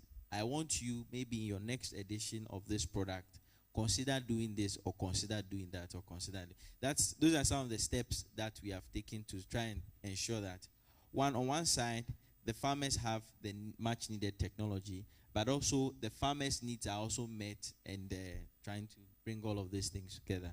Okay. I would like Mommy, to I add don't to know that. about your Yeah. corporate social responsibilities, but is it something that, like he's saying, standard? Do you So I want engage to- the farmers?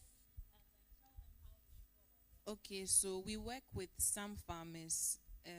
It's not in our jurisdiction to give certain advice, but there are actually third-party input players who can give you advice on fertilizer application, farming, mapping. There are a lot of these institutions out there that can train farmers and actually recommend some. There are limits as to where your fertilizers and the rest should be applied. So if there's more training to the farmers, then they would know how to go about it. Or the third-party players can actually render that service to you. because, as you mentioned, pesticide residue, all those things are things that can cause a lot of illnesses. But if they are within their limits, because these things are essentially to help make farming easier, right? Yes, but they are not supposed to go beyond the limits. There are always standards that we work with. So there's Farmer Line. You can check them out. They do that. There are other people who even help businesses, partners in food solutions. So it's like they'll introduce an apprenticeship program. You'd go into it, then you'd be able to make an impact. So I feel like just contact these key third-party players, then your work would be all right. Okay. Information is out there. You can Google Farmer Line. You'd get their contact. Farmer Line. Yes. You can get their contact. And you realize that when you do that research, you have other pop-ups of other companies or organizations who are into things like that. All right, I want to share. Yeah, so is it the chemicals we use in farming? The chemicals we use in farming are not evil. Okay, that is the mentality. People feel like if Kweku is using colors and you are using chemical, you are doing a big good. Now, but we have to make sure that people who sell these chemicals understand the chemical. That is the problem. And so most farmers overdose. That is the challenge we have. So you overdosing is going against your own profit. That is sometimes what they don't know. So we have rate of application, and then we have time frame for a pass out. For instance, when you spray cabbage with an insecticide, when you read on the insecticide, they will tell you that you do not have to spray this if you intend harvesting in 14 days. Okay. So there are instructions to make sure that what you are bringing out to the market is safe. Now, the worst thing is okra. I don't eat okra during the dry period. You know, we spray okra a lot because it has a lot of insects. Okra and cabbage. And then some of these farmers, because of money, he will spray today and harvest tomorrow to the market. But the chemical doesn't instruct that we use it that way. So I think we have to go to farm school. In Bono, we have farm school. You know, you meet some of the AEAs, they teach us all these things. They bring some of the agrochemical companies have even started. I don't want to mention brand name. Right. They come to communities, they educate you on their chemicals because they know you can find them in your community. So I think farmers, we should obey and do the right thing. Okay, so farmers should obey and do the right thing. How many of you know the WFP slogan? How many of you know? When I say saving lives, what would you say? Saving lives. Please be on your feet. That's why it's slow. Please be on your feet. Be on your feet. Be on your feet. Be on your feet. So, it's your time. Stretch yourself. Stretch yourself. If you don't know somebody, go to the person and say hello. All right. So 1, 2, 3. Saving lives. Changing lives.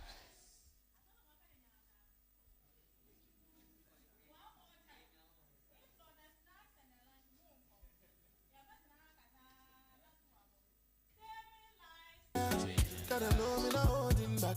See I feel wire. All the money way there my bank. Just to show you that I'm for real. You know it's not hard to find me. I've been on the road and been a slow down, but I run with the program. Got all my people still. DJ, yeah, kind of from one boy, yeah, one boy. All right, so I'm told one Henrietta have a question. 5 more minutes. I should wait, eh? You have some nice things for me. All right, so what's the question about? Thank you very much for the opportunity. So please, I had the opportunity. I had the opportunity to attend a conference. Okay. And the theme of the conference was the effects of artificial intelligence in agriculture and health. But I think artificial intelligence is a pretty novel innovation that is coming up, and it has a promising future. It is also fast rising, But in our part of the world, you realize that no one talks about artificial intelligence in agriculture. So my question is, how can we create that awareness? Yes, thank you. Thank you very much. So that moves us to the next line of discussion, which has to innovations in our farming. And oh, make you a phone away here. Aha, please, my dear, give the microphone to the farmers here. We are about to discuss innovation in our farming practices. If you are a farmer, lift your hand. May who say Sabe 10 but say I will be in the sound to form. Okay. All right. Who has the microphone? All right, please be on your feet. Okay, you are into the post-harvest laws, right? Okay, so about the post-harvest laws, what exactly do you do and how are you helping farmers when it comes to post-harvest laws? So we try and educate them the proper application of these weedicide and these pesticides that are available in the markets. Okay. And also how to also protect themselves so that they don't get infections at the end of the application. So that they get good quality foods to sell to the populace. Okay. Because what we realize is that the farmer will just send their produce straight from the farm to the market and sell. And this guy will just go and buy and then come and consume. Okay. That if the safety aspect is not considered, he's feeding the belly, but also ailing the system. Exactly. That's all right. Okay, so before I come to the panel to touch on some innovations that we can actually adapt and start using in our farms, I want to hear from the farmers here. You are already in the farming. What are some of the innovative things that you are doing to help when it comes to sustainable farming? So who else? Any farmer to share an idea? All right. Oh, please. Let's share. We are here to learn and share ideas. So, yes, sir. What are you into? What do you produce? I'm into cocoa farming. Can you be on your feet, please? You are into cocoa farming. Yes, please. So, what innovative idea do you practice, or are you putting into place in your farm? Assuming that during the rainy season, this disease, the black pod disease. Yes, it has been affecting our cocoa pods, making us lose a lot of money. So what I've been doing is that when it's about to enter into the rainy season, I begin to spray my cocoa with insecticides, it being fungi-based insecticide to prevent the spread of that disease. So I normally use knapsack sprayer and mist blower to spray the insecticides to prevent the spread of that disease. Okay.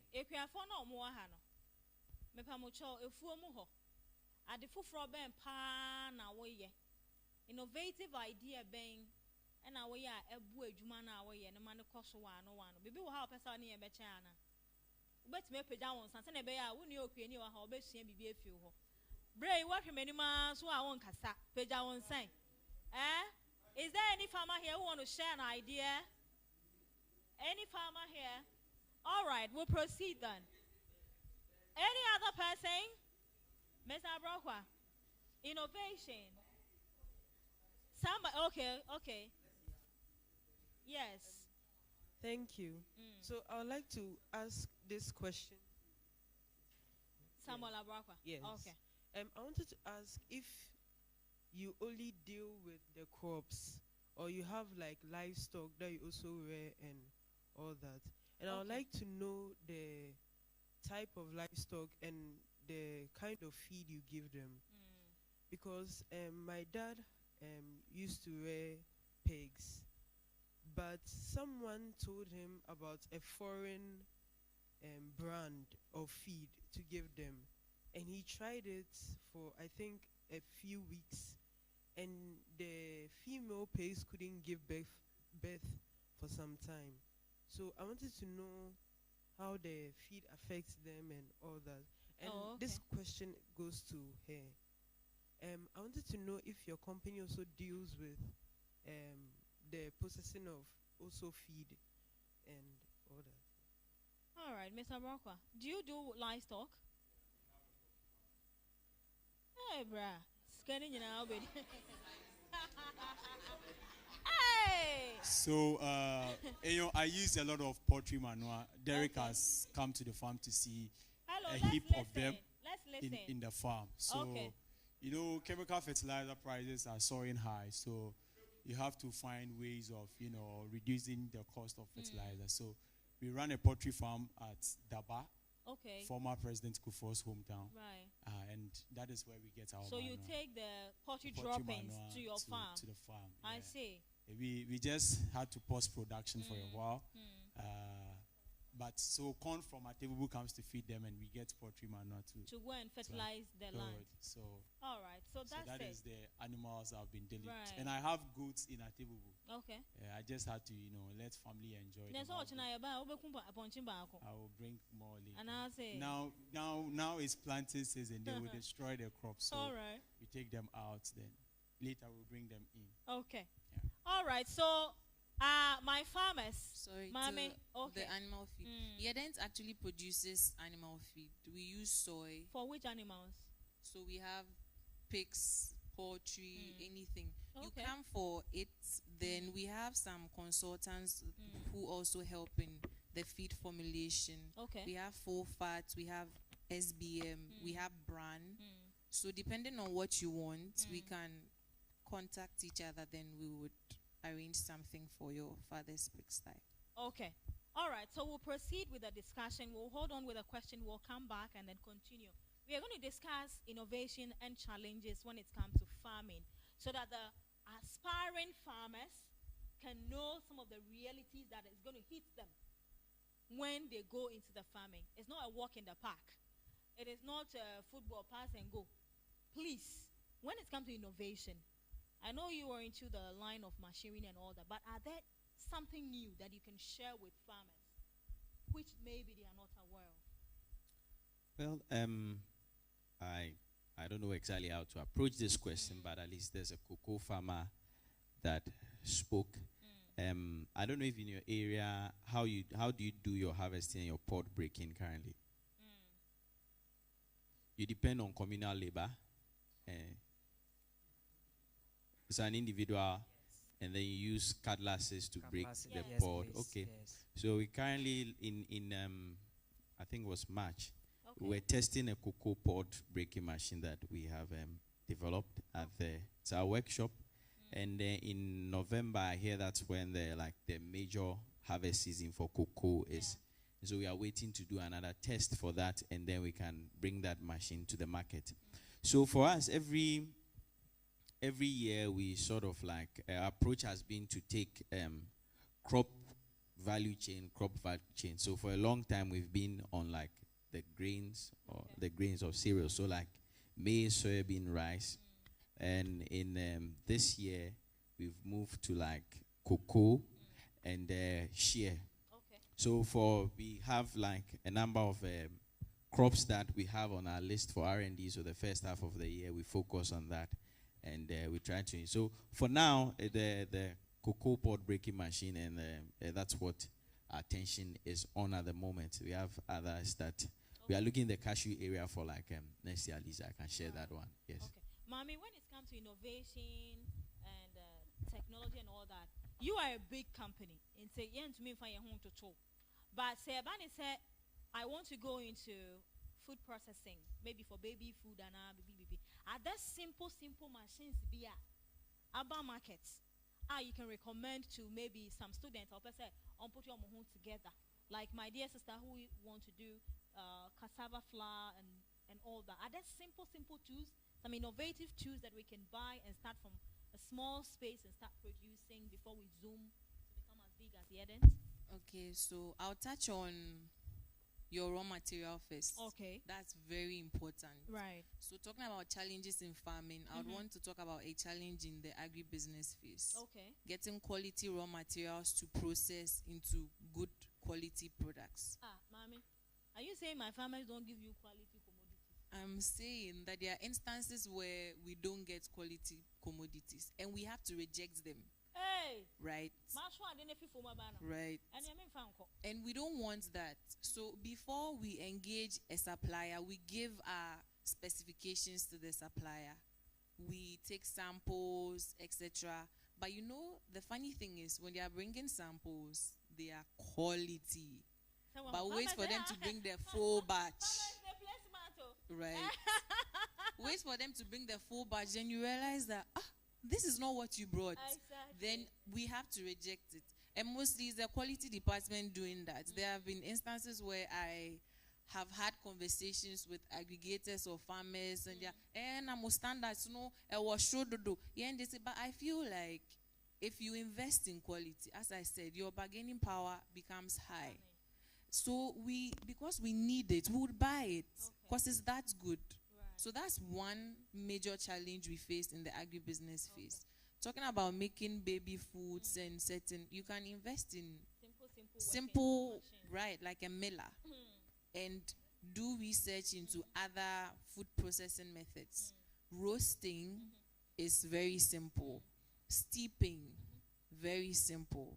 These are simple processing activities you can carry out on your commodities.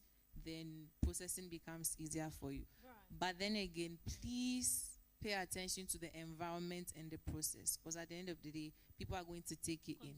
So food safety is very important. The nutrition bit is very important. And the convenience of it, the packaging. As I said, I like quick fixes. Yeah. But then again, I'm mindful about what I eat as well. So yeah, that's it. Okay, so we'll be going on a quick break in about some few minutes. But before the break happens, I'm coming back again to the farmers before I come to my panels. What has been your challenge? If you're a farmer here, please. What has been your challenge as a farmer? Being it 1 year now you've started, 2 years now you've started, you have 1 acre or 2 acre. What has been some of the common challenges our farmers are facing? Moha is saying, how do we solve it? We are in this together. We want to encourage young people to go into farming. If we want to solve the issue of food insecurity, we need a lot more numbers to go into the production. So what are some of the common challenges that you people go through? Who wants to share? Yes, sir. The microphone, or you can...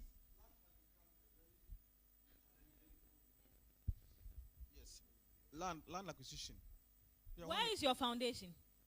You say you have a foundation? Yes, in Setra Farm Place. Setra Farm Place. Yes. Do you guys farm aside advocacy? Yes, we do. You farm? Yes. So when you enter... What is the challenge with land over there? So when we enter a village and want a piece of land to farm, they charge high before the land is released to you. How much does a plot of an acre of land cost in Setra? Now they do list for you. It's one acre. You have to pay about 2,500. Hey. Yes. Chama. So it's becoming a challenge. If you got for the youth, for instance, so we are encouraging the youth to enter into, but they don't have that capital to go and. Did you say 1 acre? Yes. Please let's listen. 1 acre is such a 2,500. Yes.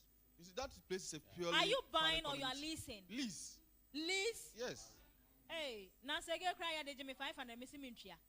Now such a farm. That has been the challenge. All right. Who else has a challenge to share? Yes, sir. All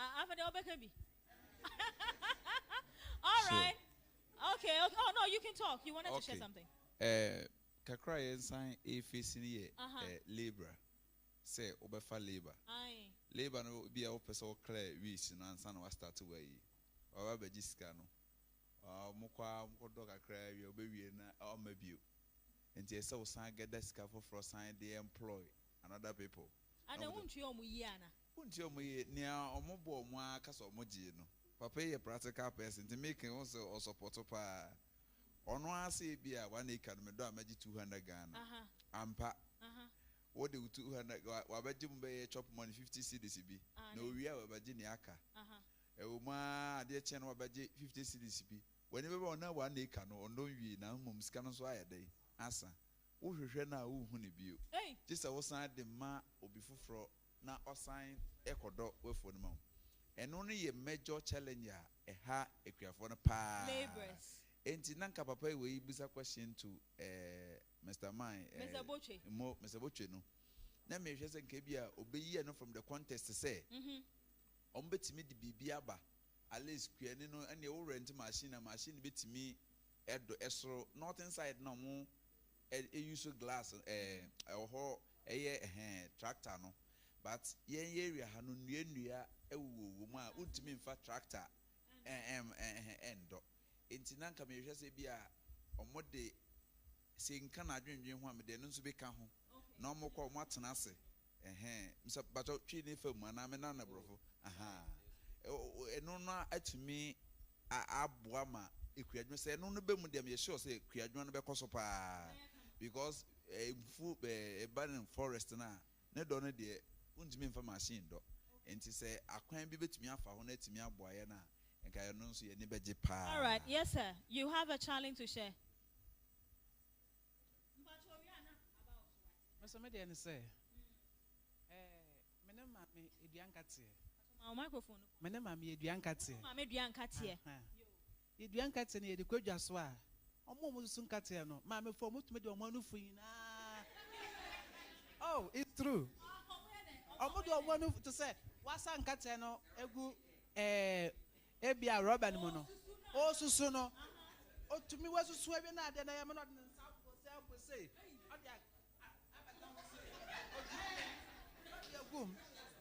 Obeying and what do you say? Yeah, and can't say, Maya 200 cities. Obey 90, ordinary for Chess and also Suman a bro, so and who measurement how the 5th year bar market. About can I say?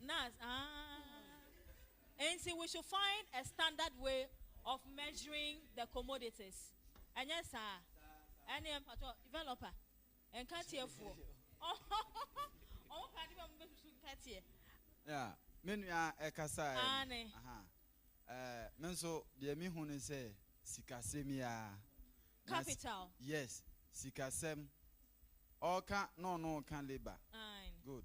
But me de still am the ba Mr. Bocho because of chemicals available are nyina bi e de ye nyuma. Okay. Boy na mum chemicals na bo no aye dene dodo. Aye dene a edru ba bia ya na kakra od be kwa akoto no eno na ema high p enti se bia sikasem ni se nchirechire mu eba e se ye keka huboma ibenya funding kakra enti no de anopakura me ba ma besua nti keka huboma ebe boa e kakra. Good. But sikasem ni de all right. Any more? Let's take 2 more challenge and then me pacho papa yi o ma na anya obebo me because me skipping no. Yes sir. Vincent, I'm a rice producer, and then at my area we have a lot of birds. So scaring of birds over there is very difficult. And wait, why are you people laughing?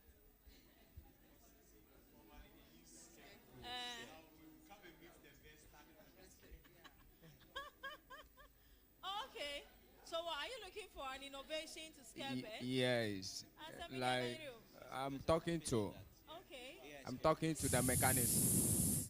Please, let's listen. I'm talking to the mechanics.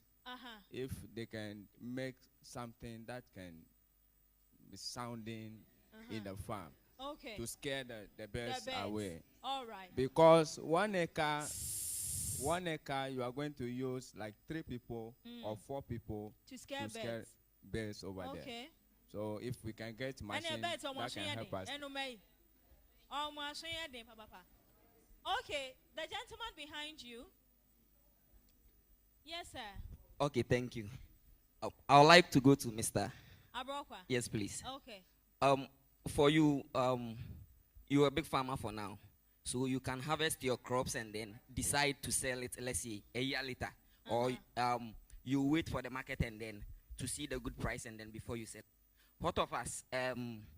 We, the recent ones, let's say barely 2 years.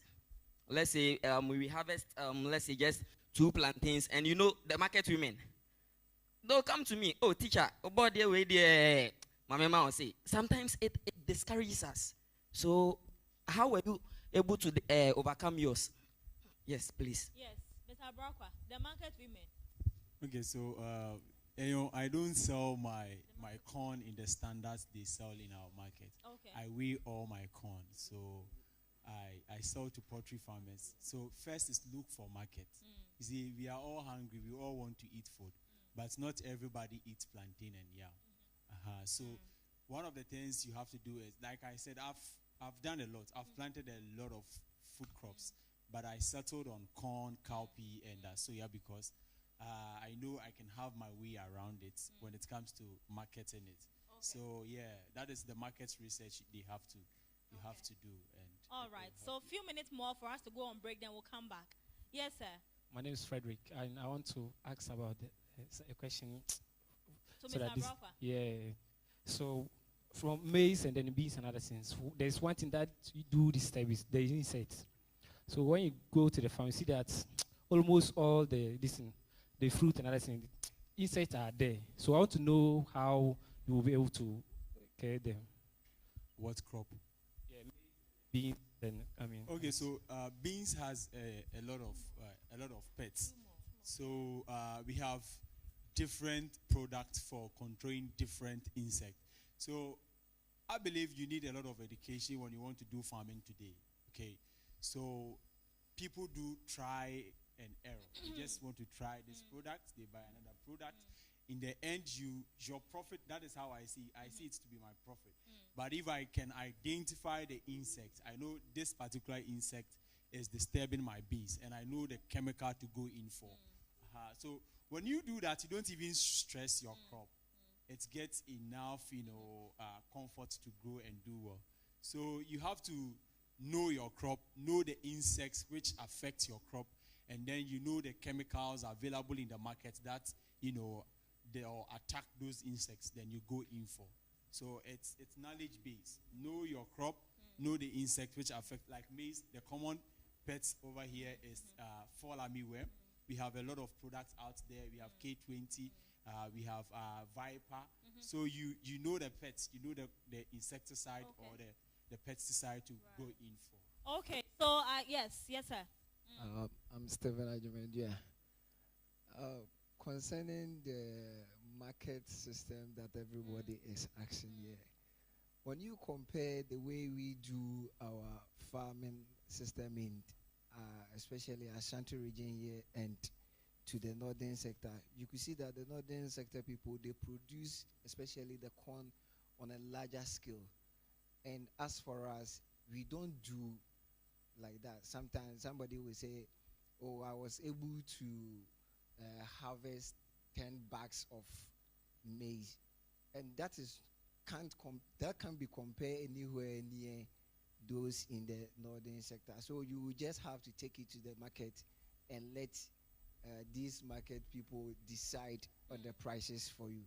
So one thing is, it discourages us as being a farmer as to how to move from this small scale into a larger scale. Right. And I am also a farmer as well. Okay. Last 2 years, I started with a cocoa, and I have about 3 acres. Okay. You could see that in Ghana here, everything will rest on lack of capital.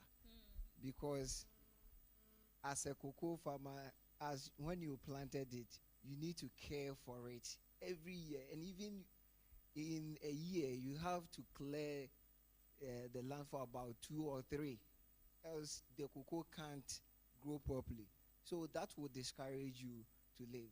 And one thing that I have known is that 90% of our farmers here, at the end of the farming season, they run at a loss. So we have all become a subsistence farming. So that has brought about, let's say, a stereotype. Let's say there is a labor intensive in farming and lower profit as well. So it doesn't ginger people to enter into farming system when you come into our Ashanti region. When it comes to reward in farming, so Mr. Abrakwa will show you. So you this man. Sure. So you could see we will all be here discussing about farming and farming. Step out and go. You can't just cultivate it on a larger scale. So your product will be so small, and you will take it to the market, and the market people will discuss So everything. if you want to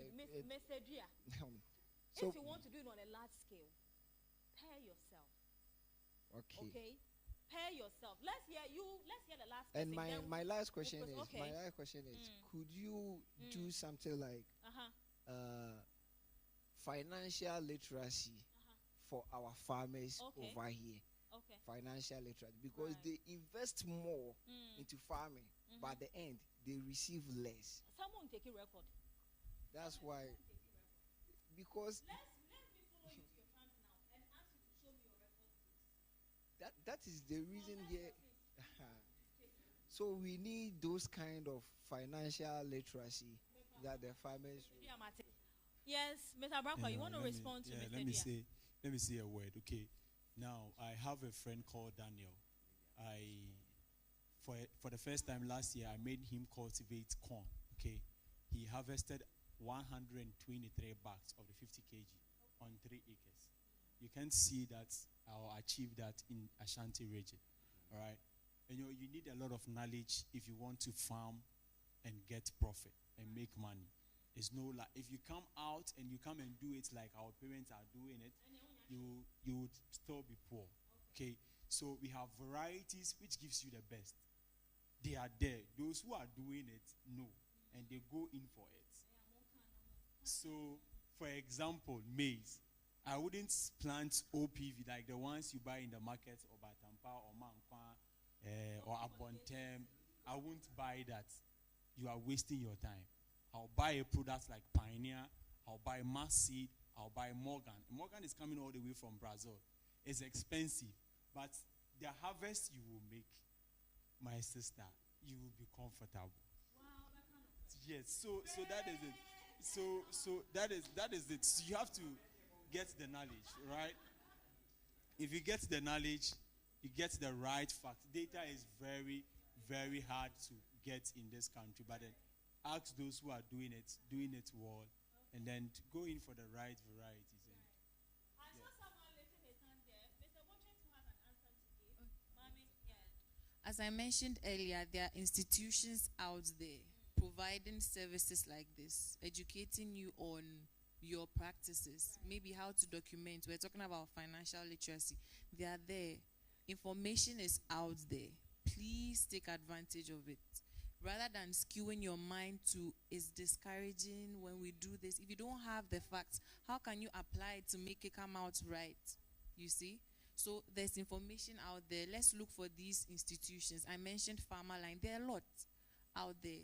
They can actually give you the needed knowledge you need and apply the wisdom. Okay. This goes to the rice producer. Okay, rice producer. Now we can about best. Any problem? The any problem you understand? You see a net aba. Easy. Who here saw a form of pamonoma. Yeah, because me aggregator. Okay. For rice and producers in our mobile for help. Maybe I'm open net. Now I boil from the beginning. So bedria. Kopem se obecha omoba seeking for help omode eye omojuma e help bi amba ho enti no say ebi awo aggregator tofu ho no ma ko hokopem akopem net because no dey say no obi use is ama emodua no ayefo. Okay, do you use the net? Hello sir, do you use the net? Do you use the net? You use the net. And so say, bad, you know. What did you ask? Hello, hey. Ahanyedi. As a parliament, you know, minority versus majority. Yes, sir. You wanted to chip in something, then Mr. Boche will talk.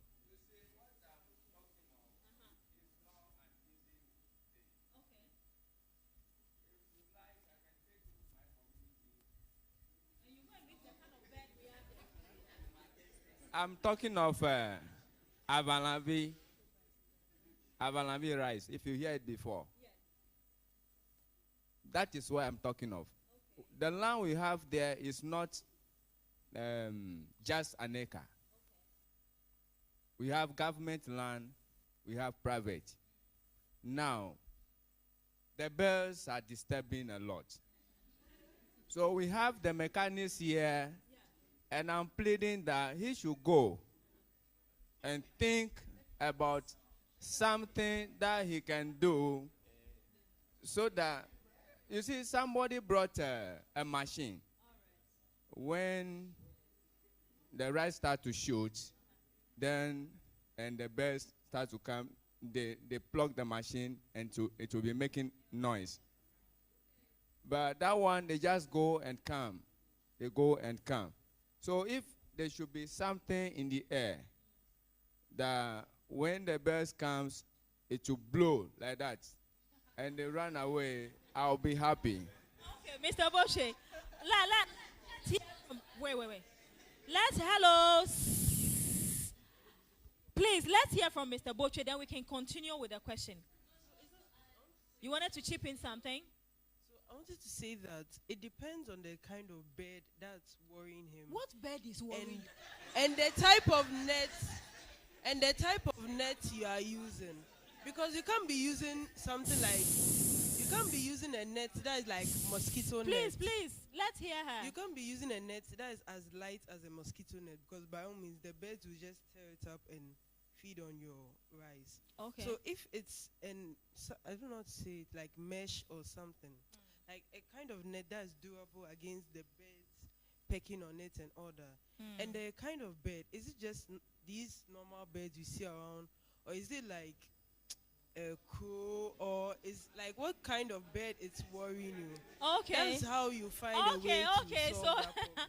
So the lady was insisting on knowing, is this spiritual bed, so that we can organize a crusade on your farm.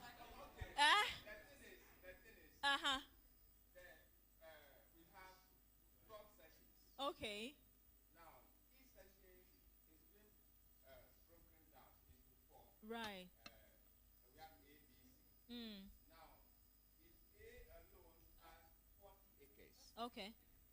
A alone has 40 acres. Now, how much are you going to use to buy the net to cover 40 acres? All right. It's pretty big. At A, then you move to B, you move to C. Okay. From section 1 up to section 12. It's not easy. Okay. Wait, so we need a machine. Hello, sir. Hello. Have you contacted a pest controller? Do you have a pest controller? You have a pest controller? It's not all the time they come.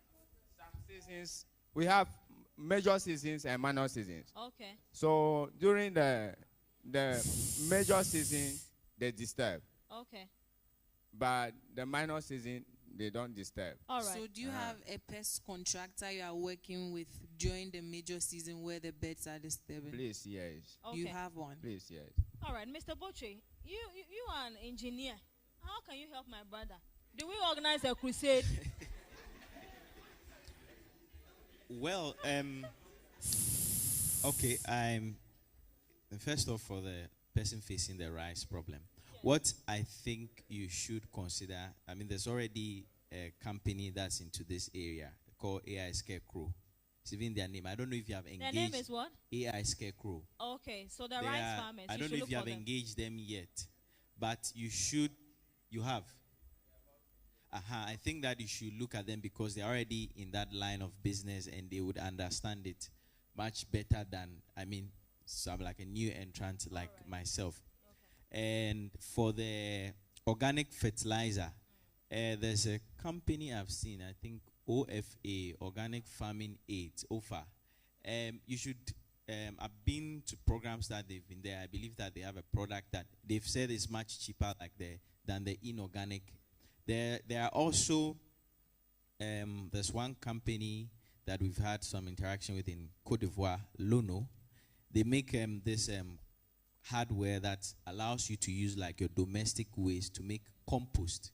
It's an area you can also consider as like, organic fet for or compost for your farm. I think that there are, depending on the scale at which the problem is and what measure may help. And for the person looking for some kind of mechanized way to do clear weed, I think one thing that maybe I would need to put across is that in the area of like, you cannot do everything. It's not expedient to do everything. It's much better to have focus and become an expert in what area you feel. Unfortunately, some of the areas they have mentioned, maybe except like the weed control, is something that can easily fall in our radar. But it's we started our business focusing more on post-harvest, because at the harvest stage is where the farmer is actually making the most important decisions. In the sense that, okay, will I increase my farm size the next season, or will I reduce it the next season? Will I even do it the next season? It's usually happening at the stage where they are harvesting, because that's when they are counting their yields and seeing, okay, was this beneficial or not? That's where also you can lose even all your hard work. And so that was like the low-hanging fruit that our focus has been on at the moment. Okay. Definitely, we would want to venture into other areas, but those are more like business decisions based on Okay, so I opportunity. believe that we've touched on a lot of the challenges, from land to labor to measuring. Hey,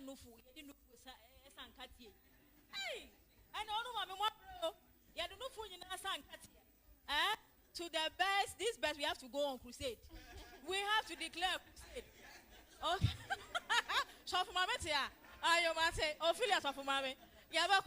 All right, so a quick announcement. We have launched to serve everybody. I said a caterer or delay kakra. Enti me person yen try na ase kakra. Mesro wopia or transport no lunch in our main farm. Wopie transport and lunch from WFP main farm. And osa kama crusade no bia na amfa wan kan obedidi. And say we will come back. All right, we've talked on the challenges. I'm sure that you share in these same challenges. And we'll explore opportunities. All right, what are some of the opportunities that we can actually explore in the agriculture space? All right, so mommy encore musical DJ fan form no into one bar and a crack and sing.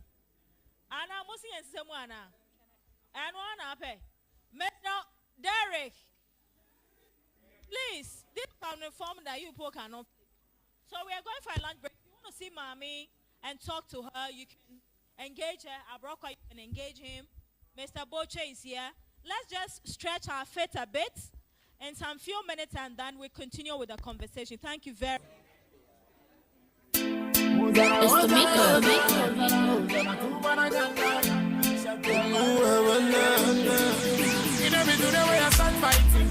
Where I talk say I go buy mansion. See me today I dey climb mountains. My fans say shut up while they climb it. Them say I be bombastic. Them they call me Mr. Fantastic. Them say I be romantic.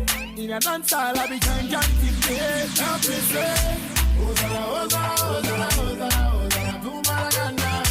Ozara, Ozara, Ozara, Ozara, Ozara, do my fans. Ozara, Ozara, Ozara, Ozara, Ozara, do Maragana.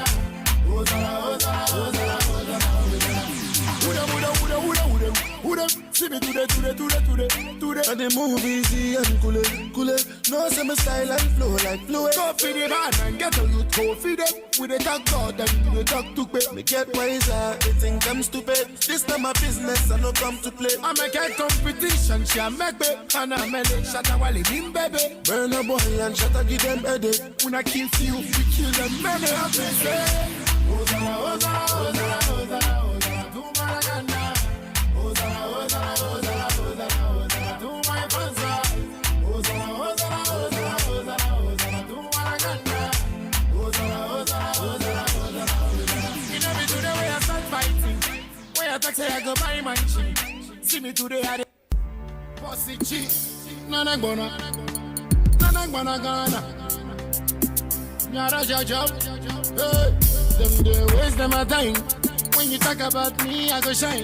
My body no be only the way you dey try. When I get shot, I wanna be some different guy. Cause the chill make a tell them the life.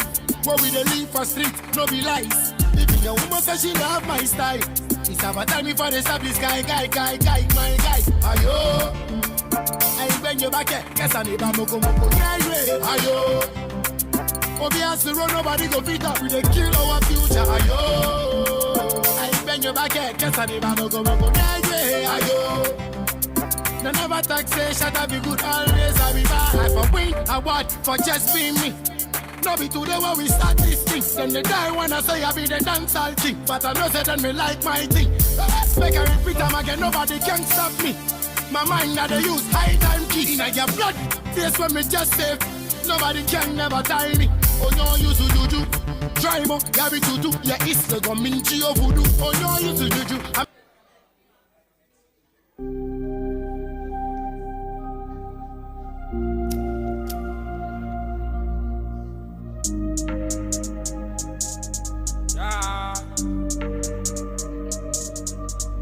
Kwaku killer don't lie when I say I did it.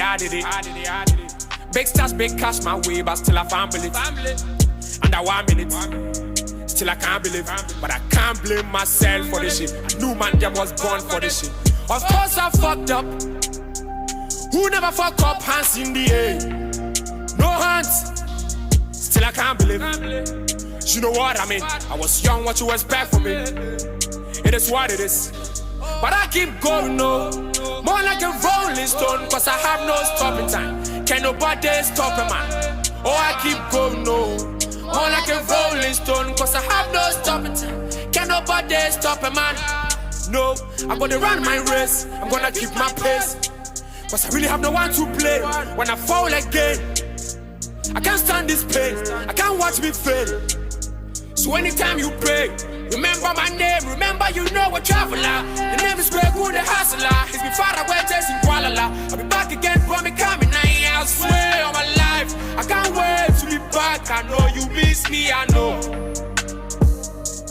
Remember you know a traveler. The name is Greg Wood, the hustler. He's been far away, chasing Kuala. I'll be back again, for me coming. I swear on my life, I can't wait to be back. I know you miss me, I know. They say, when it's on and it's on, you can't stop till it's done. See, goddamn, I'm a pop. I brand to Yama, see, swap. See, great man, oh. Tapping Kwana, mate. See, great man, oh. See, great man, oh. When it's on and it's on, I can't stop till it's done. See, goddamn, I'm a pop. I brand to Yama, see, swap. See, great man, oh. Tapping Kwana, mate. See, great man, oh. See, great man, oh. Yeah. See me on the road, my fine, talking to the boys.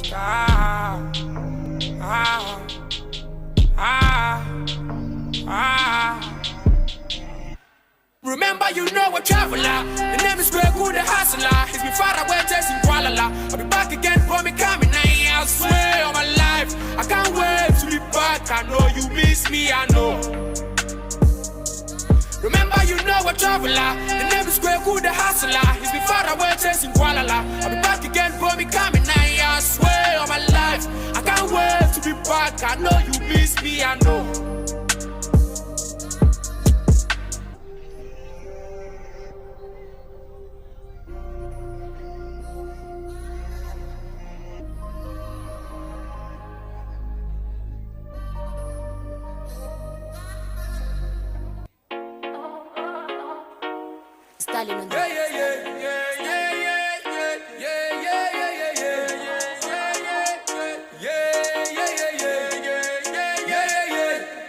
Niggas in the trap and plenty talking, I swear to God. Transaction in them, see, I say, I might hear block, no so here, fully up on the wall. Then a killer boys, back 12. The friend is say, our front, if you don't need one, I see what I found. Auntie Mary, him said, this be the life I they live for here. Things I see with my eyes, I make catch my brain one now, she goes stressful, so I keep it down to myself. Obi Anas, my me gangster, yeah, me, I'm a choice, I am fair. See, me, I'm aware. Silence for a minute, rest in peace to Sister Mariam. I'm in my Aljana, you best see I was through one day, then I will tell you my story. Said I make a try one night, no, not yet, home and it's banking. For village, now so we trapping, it's your main time for some guide. Meaning power heaven, see I can be mommy, oh, cause I really lose my way. And you say, now you try me, oh, so my hand was out. Maybe I know some mappa, maybe I know some mappa. Timon family, oh, now cook free body, I send me. Hey, thank you for the picture, Tata.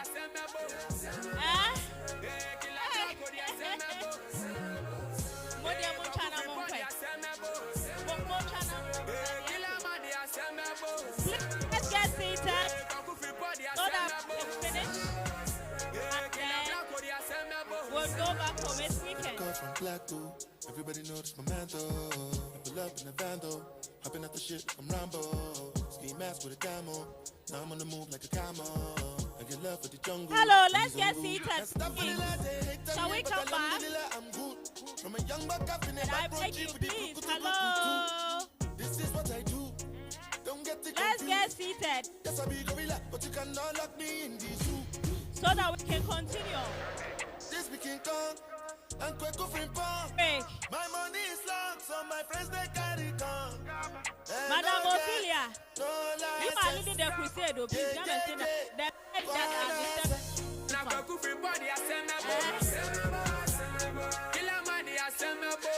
Okay, let's get seated. Let's get seated.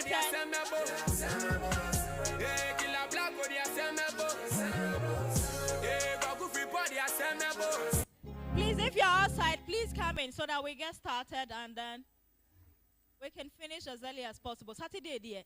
Party kakra. And some patchmon Brian said, yes, a party in one. I'll make sure you stay here and you won't go to the party.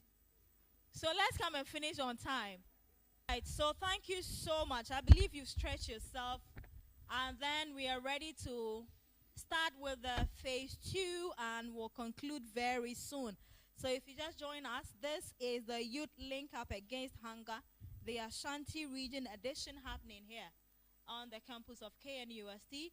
My name is Enyo Nam, but if you see me in town, please call me Ghana's finest farmer. I'm very fine. A beautiful farmer. Oh my. How can I bring my farm produce and you say you won't buy? Yerden Scribe or this can be account. And I have Mommy here from Yerden. She's a food scientist. Mr. Boche here, who is a co-founder of SayTech. Madam Ophelia, and a student on campus. She's also a politician. I'm told you're a politician. You mentioned some career opportunities. Are there any that we can explore in the agriculture value chain? So I'll start off with Mami. Mami, what are some of the opportunities you can highlight on that a young person can actually start and make some, good money? I think I have touched on quite a number. Yes.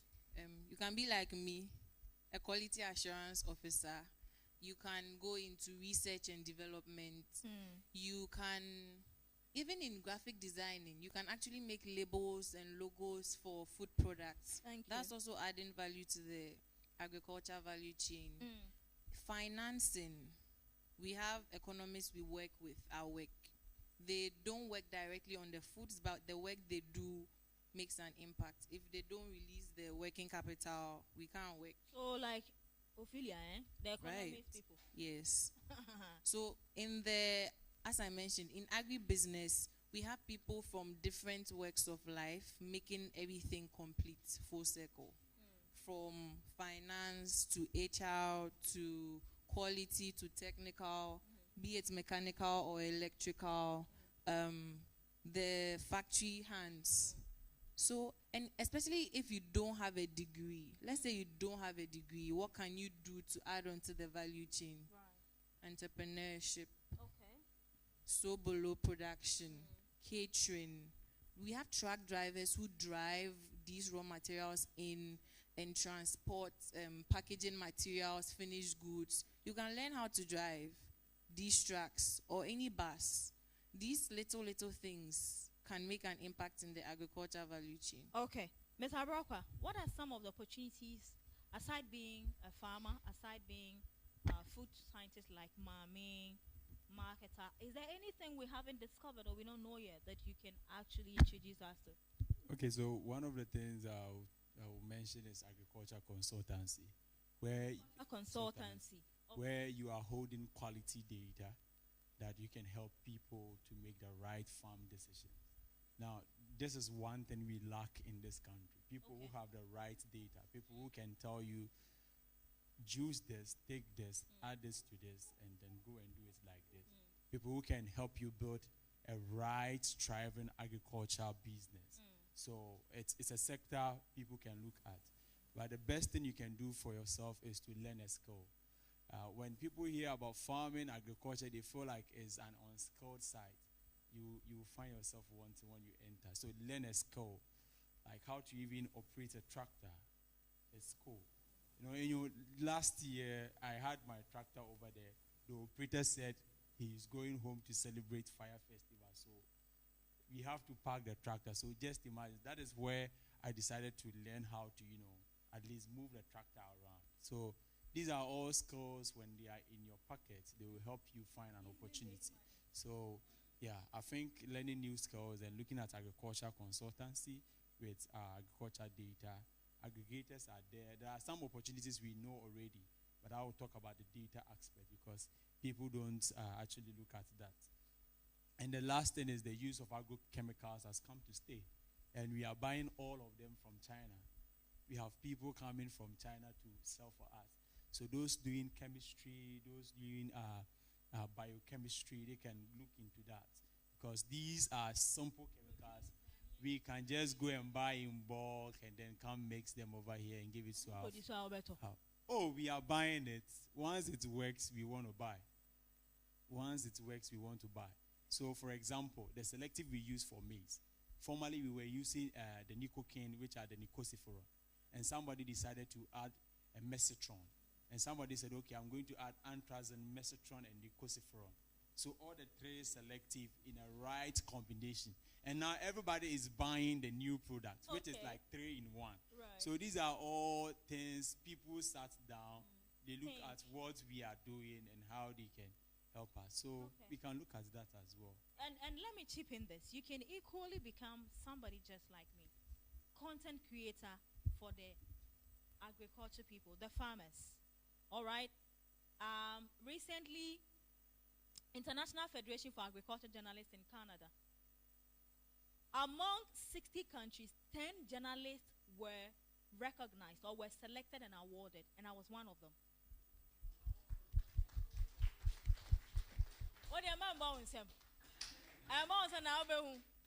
Okay, so you can decide to become a content creator. Metegana, I got 1,300 pounds, Canadian dollar, Yeah. plus a plaque, and my name is on their website. What is so rewarding than this? Okay, everybody is doing politics. Everybody is doing entertainment. I'm beautiful, but if you want me to do an entertainment show, I can't sell it well. I'm not too much. I can't do that. I'm more of the corporate formal person. So please look within yourself. If you can't farm, you can't be an aggregator. You don't have the head to be like mommy, a scientist. You cannot be like this man who will be on the sun, hold fire and be fabricating stuff, machines and all that. What can you do? A lot of people say that I want to be a role model. You are my role model. Well, role model doesn't mean you should be who your role model is. Nana Mama said it recently. When I meet people, they say, don't be like me. Nana Banama will tell you the same thing. Don't be like me. She speaks a lot of vocals. And so medical places, I sit in meetings and still get my contract. Do you understand? So yes, you have right to have role models, but be your role model. Are you getting it? So you can become a content creator. Recently with Demaya, I've been tracking that guy from 2019. It was recently I got to meet Rudy Maya. And imagine the exposure that got me. He shared my content on his platform, and I got traffic from his page to my page. Please, there is more to share, but let's go. Opportunities when it comes to the agriculture space. What are some of the things you can mention? Well, I think a number of opportunities have been mentioned. I'd like to look at it from a different area. That one, there are gaps in the market that are easily evidenced by what has been shared. Somebody is speaking of like a gentleman I was speaking about. Oh, I need something to scare like the birds off thy farm. It's a gap. It's a problem there. Somebody may not, like me, may not be in that area. However, somebody in the audience perhaps has a skill, has thought of an idea that they can do. Don't be limited by exactly what you studied. Now, we used to have a software developer in-house, did history in university. It has nothing to do. He did history. I know a co-founder that did political science. He built solar equipment, solar power, all of those things. So do not limit yourself so much by like the kind of program you are studying. I know, there are various reasons why people end up studying that program, but focus more on the skills that are valuable today and in the future, that are they go beyond the borders of what you are studying right now. You may never know how that will land you, and that could be a big differentiating aspect, Yes. Ophelia, I know you're still on campus, but whilst you're studying, attending some of these workshops, and following your space closely, what are some of the opportunities that you think there is for young people to tap in? Okay, thank you very much. I think young people can be brokers. They are producers who do not have ready markets. You can go out, look for market for them, and then lend them. And you can also render services. When it comes to cocoa board, we have artificial pollinators in the government cocoa farms. But when it comes to the individual farms, they hardly pollinate their farm. You can form a group, learn the skill of pollination, go to the farmers, pollinate, and you can earn income from that. Thank you. That's a brilliant one. Now let me chip in this. There is this particular one we also talk about, aspirations. After today, what are you aspiring to be? I'll bring it to the audience for you to tell me. Anybody who is ready to share that. But you see, the 45-acre sweet orange flesh sweet potato, for almost 3 years, all I was doing was the content creation. So I drive from this region to the next region. Then I added on consultancy. I am not an IT person, but today I charge some in dollars, some wherever it is you are, let's charge you that currency, and I give you the basic information that are you listening? The basic information okay ni onu na so ayehye. Ida say apafo number and I say pest be hano. And I say market woman be dictated price and an angel. So for me, whilst I'm listening to the farmers, I am keeping that knowledge. So I have a lot of numbers close. I have about 3.3 followers on YouTube. That's my reach. So these people know me, but I don't know them.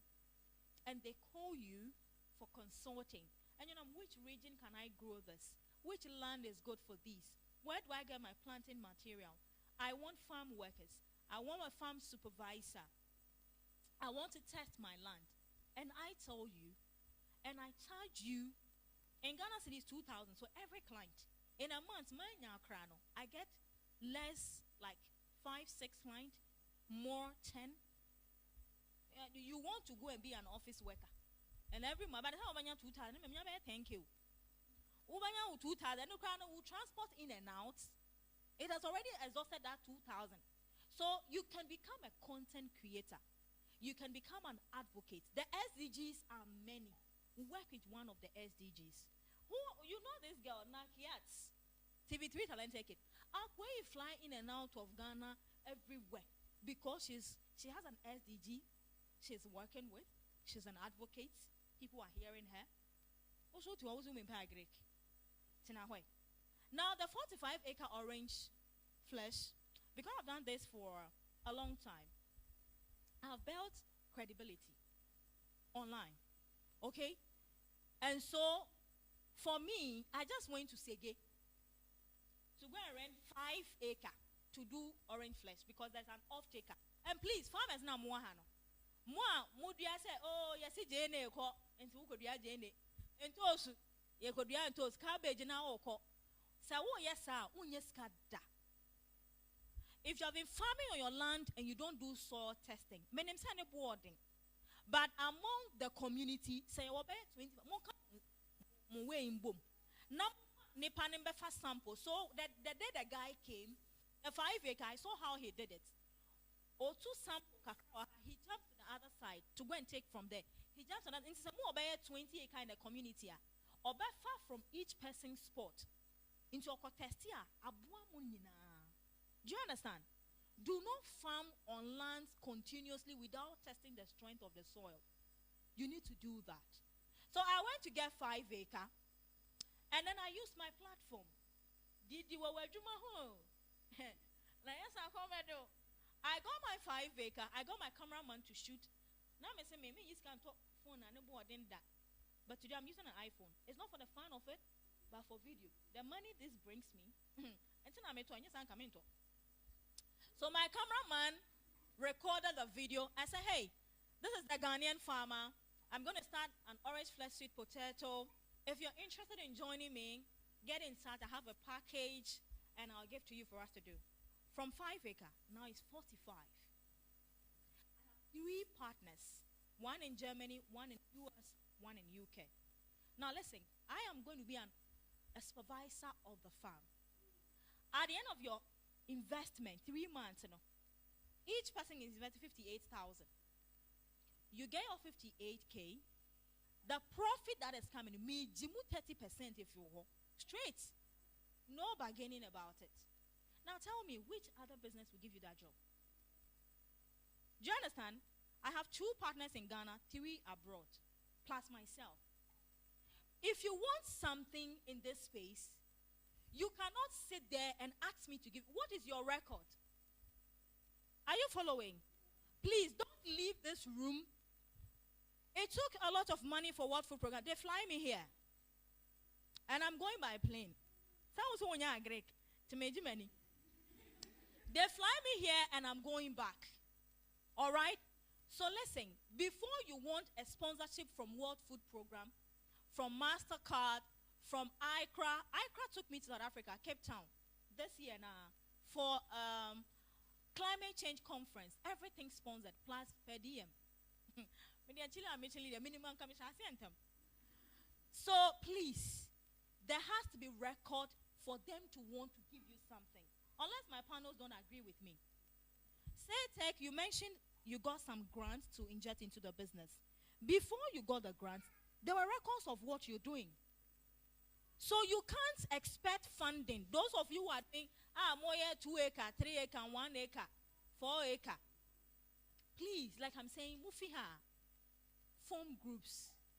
Why not the crow mubeng? Go to your, I'm not sure your opinion leaders would receive you and say, Monfenfi uncle, yeah, mama assassin. They won't do that. Especially when you bargain that, yeah, mama harvest, we'll give you a percentage out of the harvest. Please, your bargaining power, you need to be smart about it. Are we okay? All right, so before we proceed, who is handling my microphone? Some of the aspirations that you are aspiring to become. I am a content creator in Agric. What do you want to become at the end of your course? Are you sticking to what you are learning now? Or there is something else you want to add on? Who is the first to share with us? Who is the first to share with us before my panels come in to give a few advice? Is there anything you're aspiring to become in the line of agriculture or agribusiness? Agric investor? Yes, madam. What are your aspirations when it comes to agriculture? Okay, so I aspire to be a post-harvest rescuer. So I'll not go into farming as in planting, but I'll take their produce and then I'll process it and then add value to it to solve problems.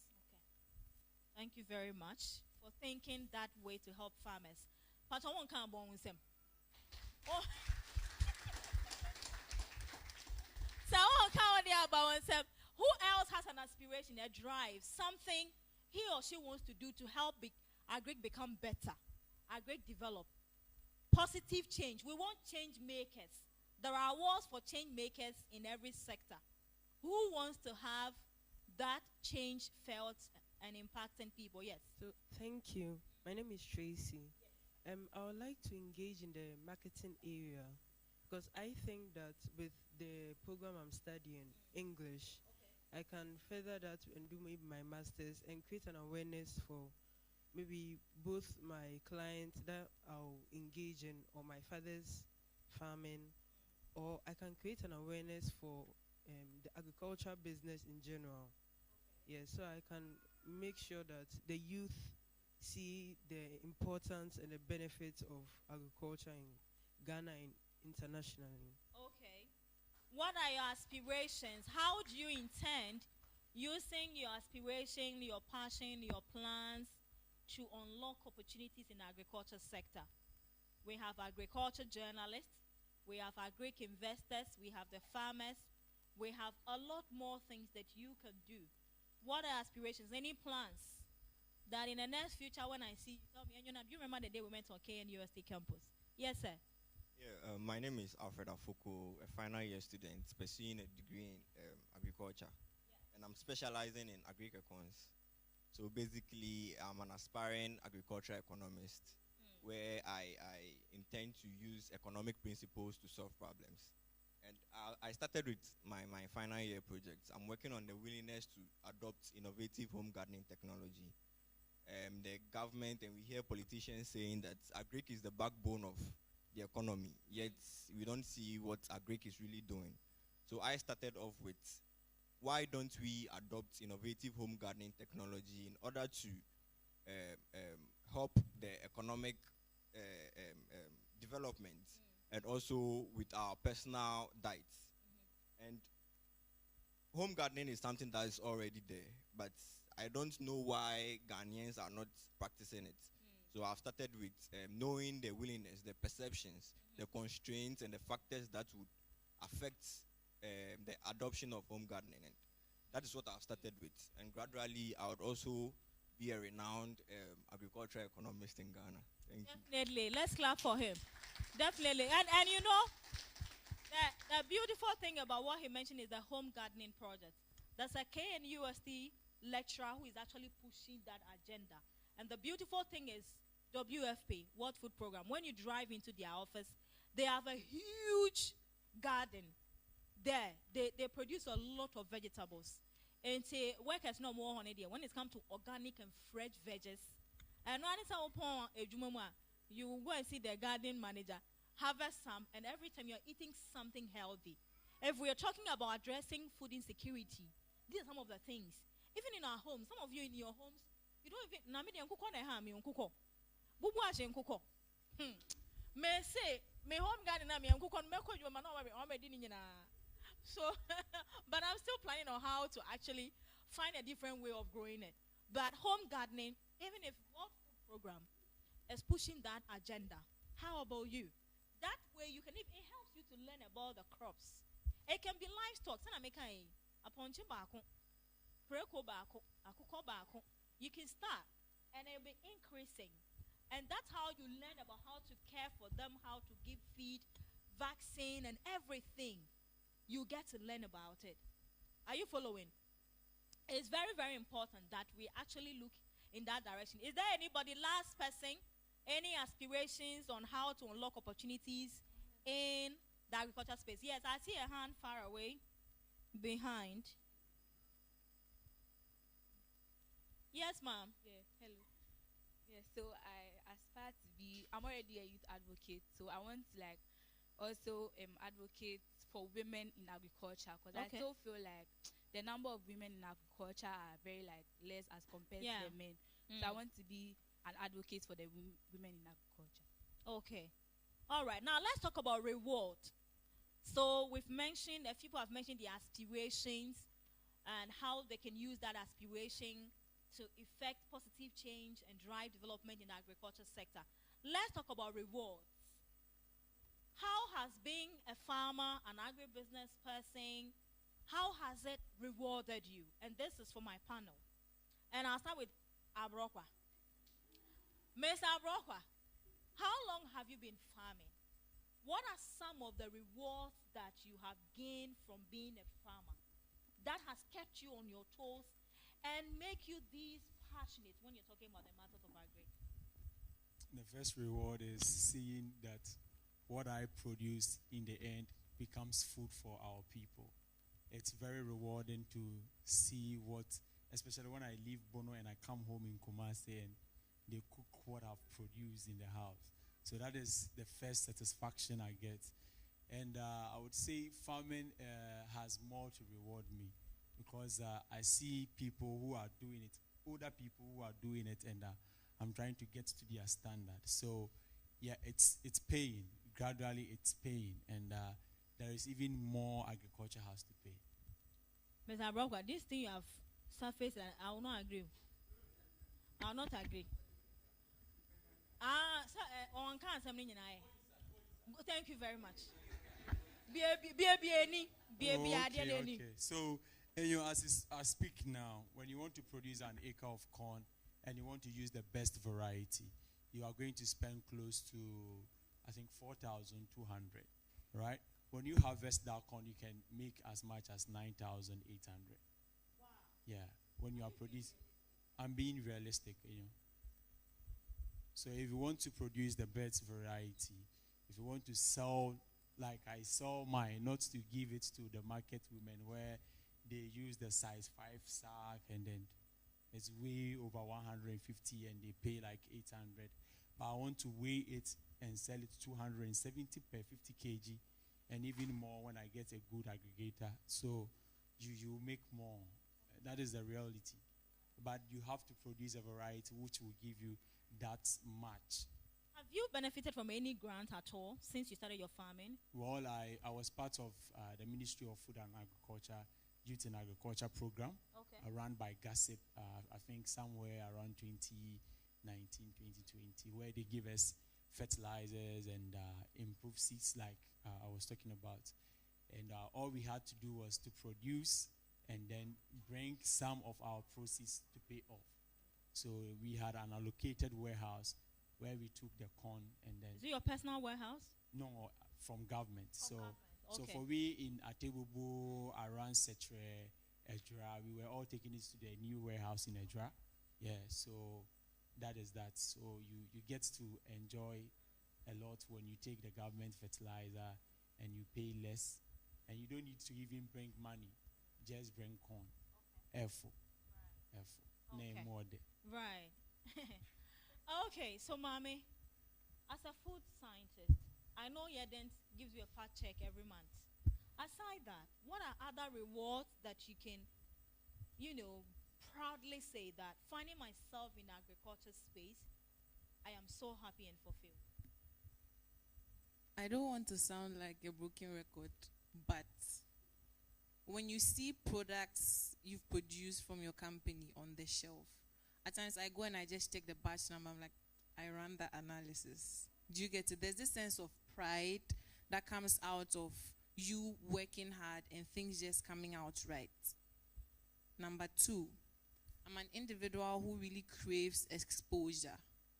The company I work with, fortunately, works with a lot of organizations, WFP, Ajinomoto, Association of American Soybean. It's a lot we have interactions with. And you are able to pick on their brain. They organize trainings. That is good incentive for me to keep working there because I feel like eventually you build yourself. And there are even other trainings that are not related to your work, but related to agribusiness as a whole. We are having a training at work is on performance management and optimization. It's nowhere near my field, but I'm supposed to be there.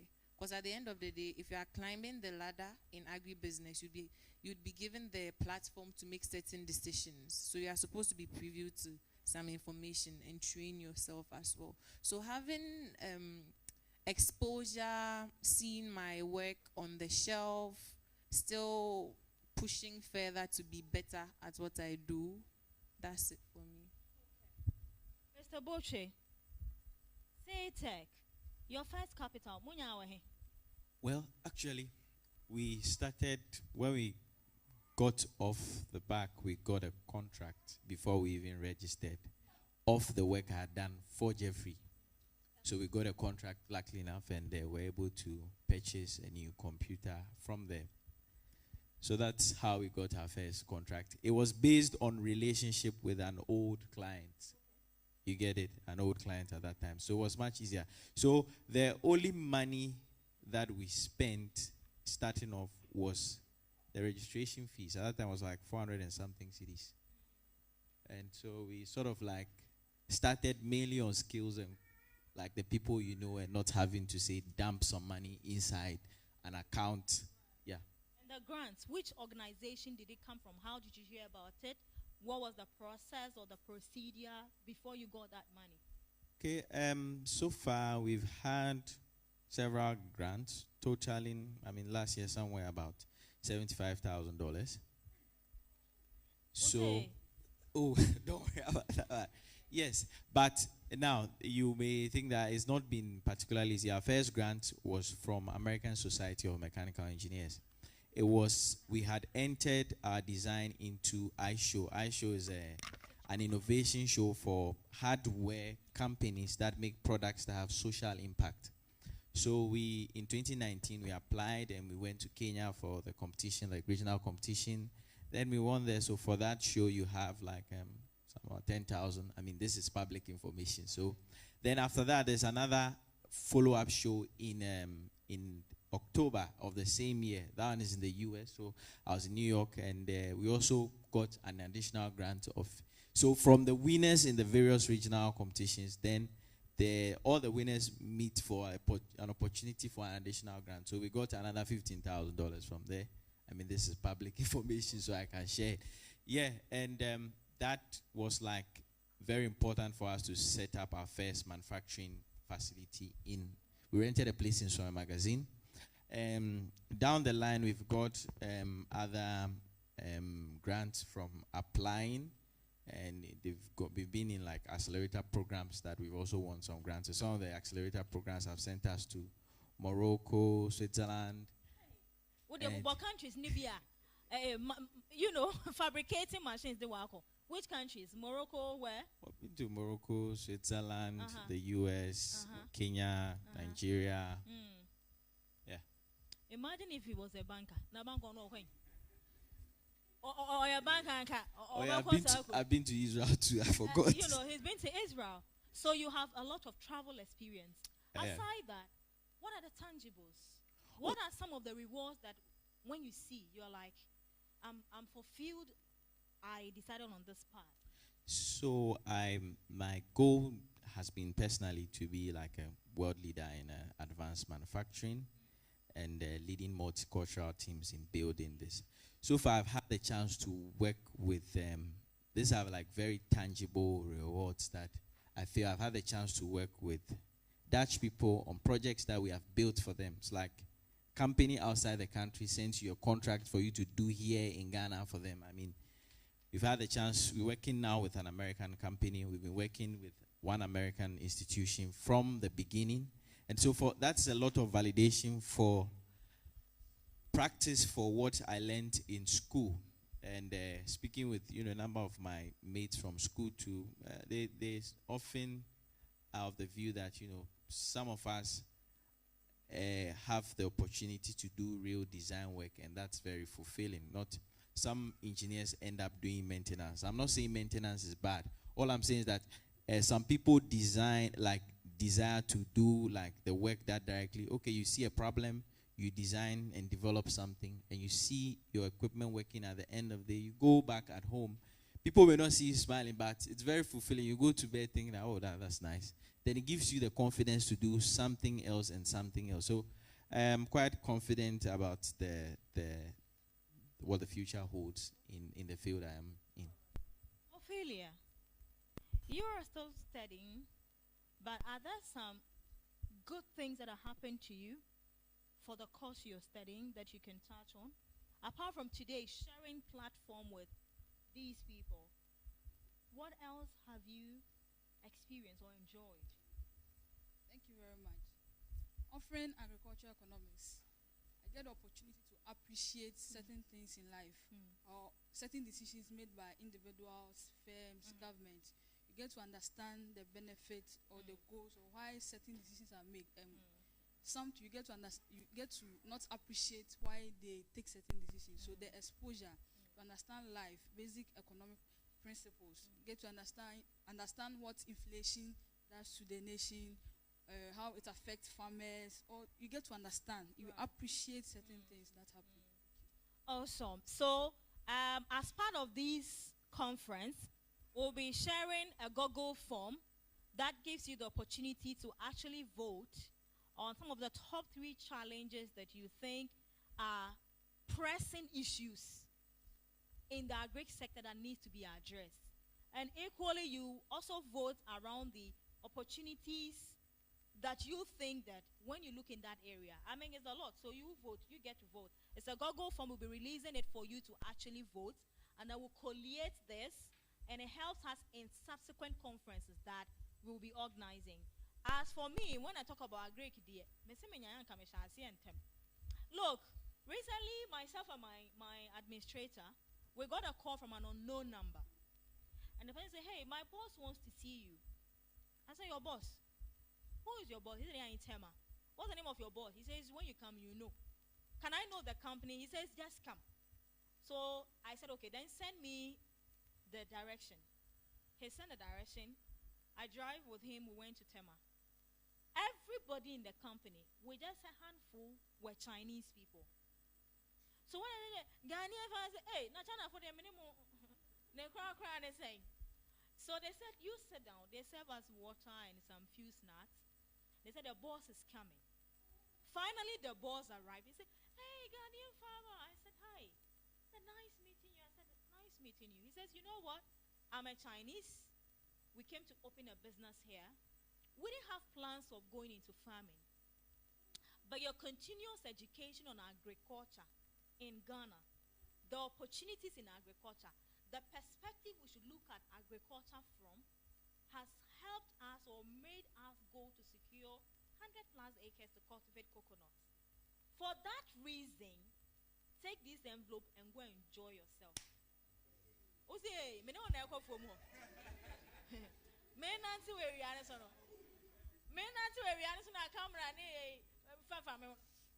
opened the envelope and my goodness, and but it was super.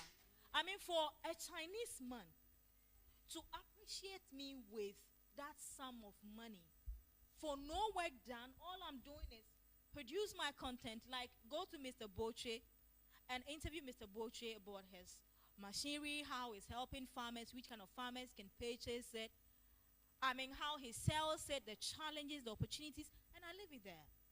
People all over are watching. You have no idea the things you're doing, how it's impacting on people's life. I got free money without working for it. For the opportunities, they are enormous. Rwanda Airline, I just have to tell them I want to travel. I'm working on traveling to Zambia. I just have to tell them, when are you leaving? Who are you going with? And you stand to get a free ticket. It's not easy to travel. It's expensive. So if a whole brand will say we want to sponsor a trip you take, that should tell the amount of impact you're making. Are you getting it? So please, I know we are students. We are on campus. We are studying different courses in agriculture sector. We have our own plans. But I always say something that if you want to change the fortunes of your parents, you have the responsibility to start now. Do you understand? If you admire me, now I start to understand why the rich men, they don't give money out just like that. And you say, oh, when his horse comes in the morning, and it's when he was having the sleepless night, nowadays, let me pesca. Bear for one, I'm sorry. Because now you have farm labors to think about. They will call you for fertilizer. They will call you that you need to make this deposit. They will call you that there is this farm you need to go and record. There are a lot of things that keep coming. but you need to plan your life. How many of you have diary? Do you have diary? Oh boy. Do you have diary? Raise your hand if you have a diary. Yay, and then go for money also. Please, you should start keeping a diary. All right? So that you can write your plans. I know, say, New Year, you control New Year resolution. Say, no crime for Lompodia. All right, so we'll proceed with the conversation. For me, I have a lot to share, but I guess we'll continue some other time.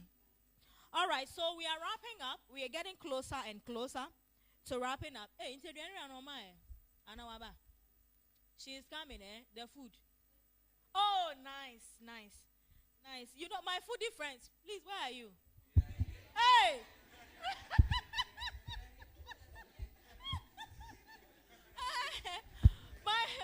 my foodie friends, you are here, eh? All right, so the conference is all about Youth Link Up Against Hunger 2023, the Ashanti Region Edition happening now. And we've touched base on a lot of things. Mr. Brakwa, we are wrapping up on our discussion. The rewards have been awesome. The opportunities have been awesome. The challenges are there. But moving forward as young people who are aspiring to go into the agriculture space, play different roles, not necessarily being a farmer. What are some of the realistic things that would hit us along the way that you want to share with us? So I don't know for other sectors. I would limit myself to farming. Yeah. One thing I've observed is that once you decide to go into the main production of agriculture, you commit yourself as a student. So you have to go through the process of always learning, unlearning, and relearning. These three things are going to be your partner all this while. Like I always say, I started with, I've done so many crops. It's all to help you, you know. Find a niche. Yeah, exactly. Find a niche and find a particular crop you feel comfortable and more outgoing with. So you would have to accept that you are going to be a student of this thing. And I tell you that it is possible. I will tell you it is possible. Whatever you want to do, develop the passion, write down your vision, draw down the goals, and add discipline, and you are going to come out successful. Thank you very much. Shall we clap for him? Thank you very much. Now, Mame, in the near future, you know by your business. What's your brony then?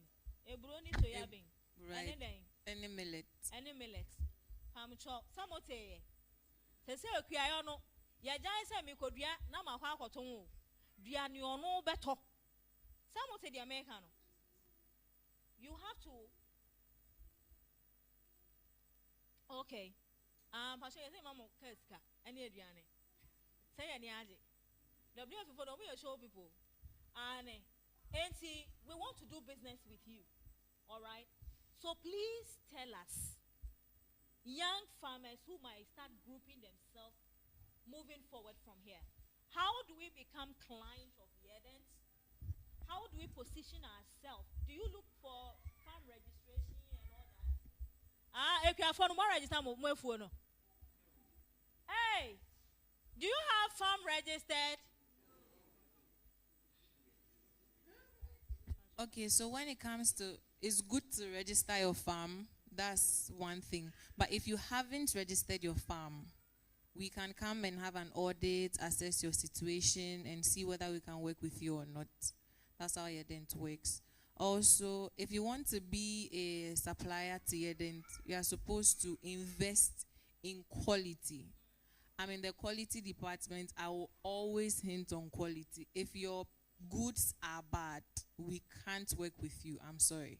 Your goods are supposed to be quality so that our products will end up being quality products. Because we also look at nutrition, convenience, and affordability. That's the vision and mission of Yedent. So if you're a farmer and you want to work with Yedent, you can invest in, right now that we are talking about partnerships, you can invest in good shellers for your maize so that we won't have corn hops and certain extraneous matter we don't need in our goods. you can do that. There's a lot of things you can actually do to increase the quality of your raw material you give us.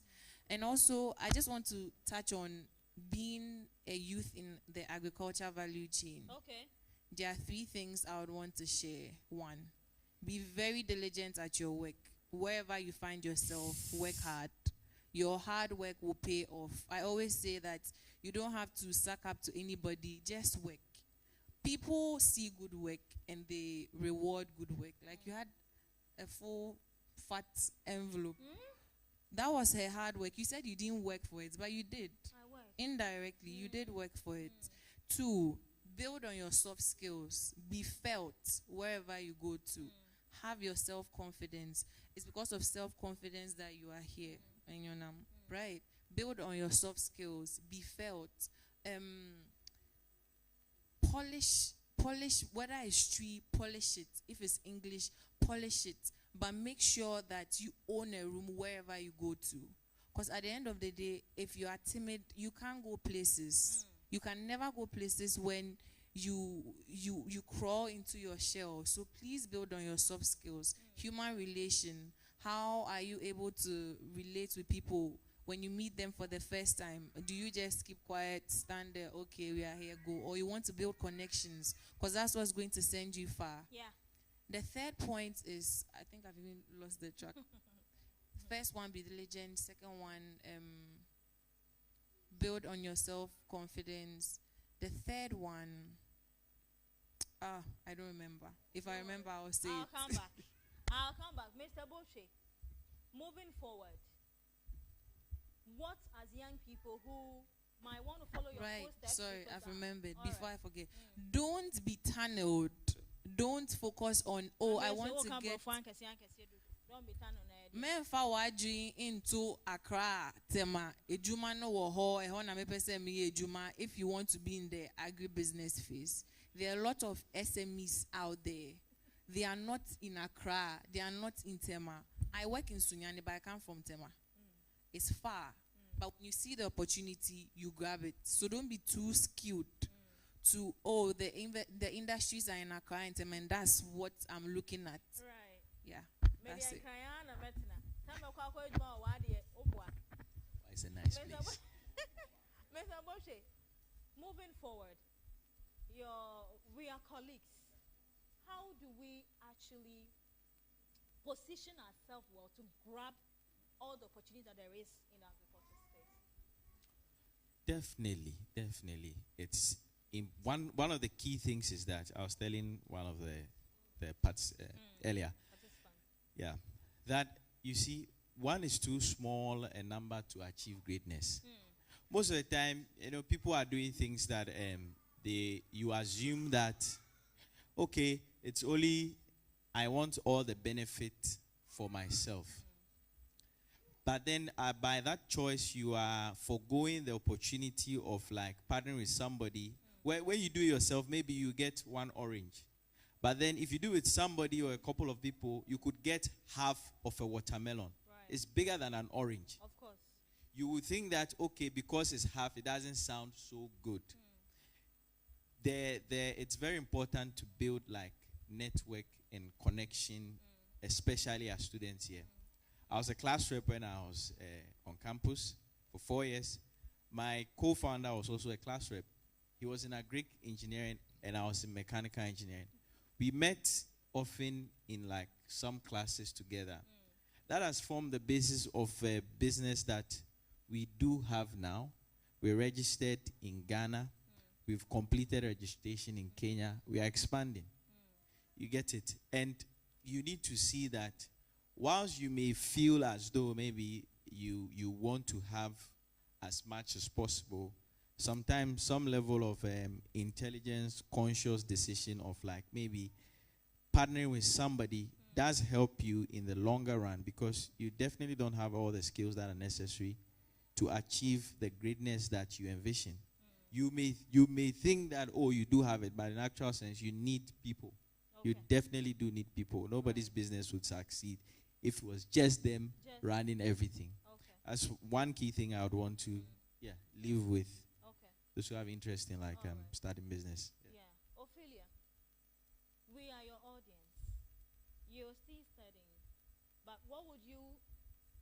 suggest that we package ourselves well so that in case of any opportunity, we can be the right people that will be called?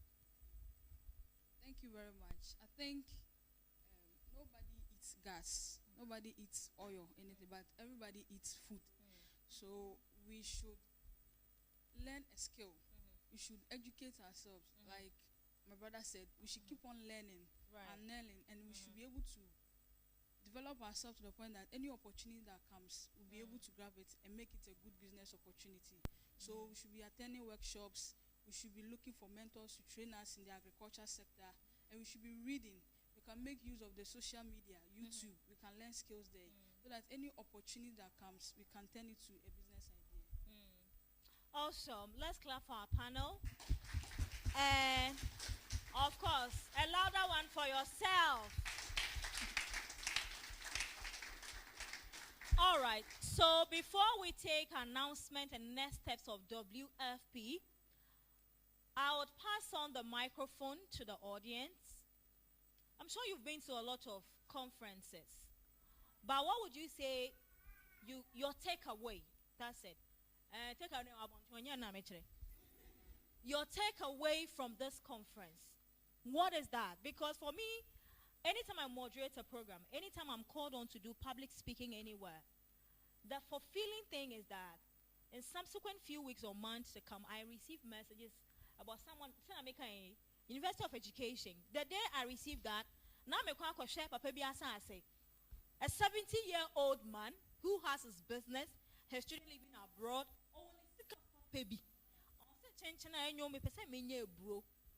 so he want me to go to his place with an expert and advice on how to start. It was there that I got a message from this guy who said, "Oh, Enyo, we met at University of Education, and after hearing you, I have about so and so." He gave me videos and pictures. It was so fulfilling for me. So please, you had a chance to be here to listen to. Yeah, checking age range now. It will not be too far away. But definitely he is a step ahead of you. What are you promising yourself? What is the takeaway that after today's WFP program, I am going to do, the change that we're going to see? Who wants to share? I'm just taking a few, and then we'll take a message from WFP. And we'll proceed. Yes, my dear.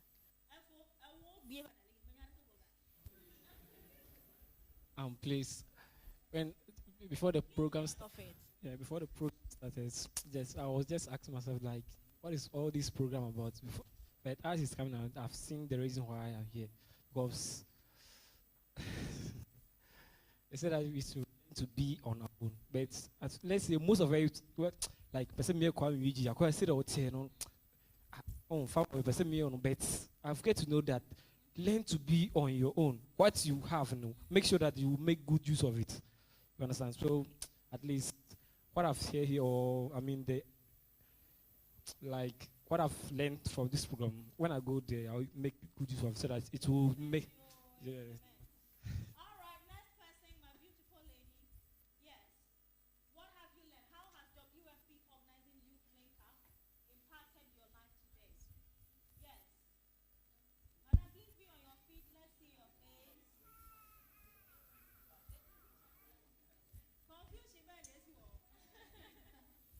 All right, please speak to the microphone.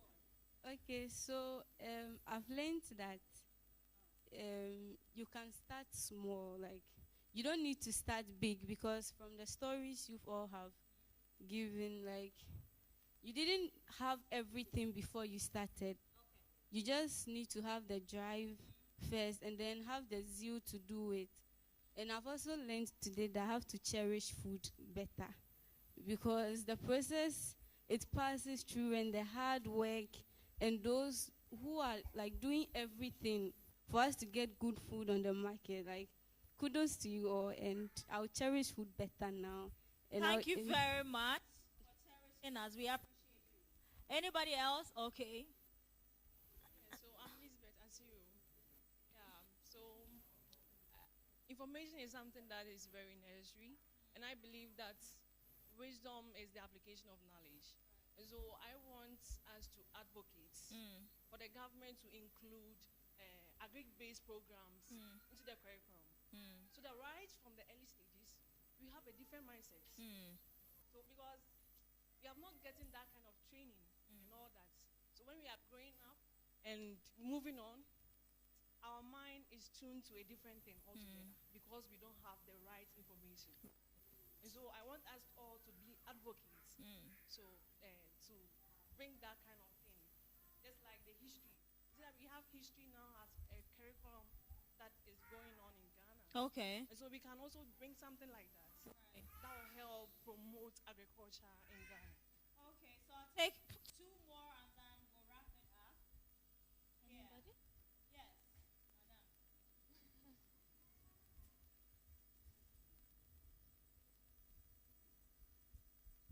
Hello. So one major takeaway I take from here is that we were talking about the fact that Africa is having one of the bigger labor force to produce globally. And most conferences, when you attend, they'll mostly think about educating yourself, feeding yourself, creating that potential that will be able to put you out there.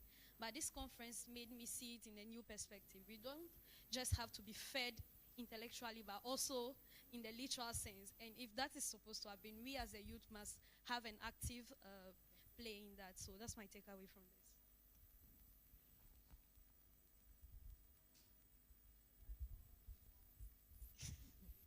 Okay, so what I'm also taking home is that Agric is still winning, and then the youth are in Agric.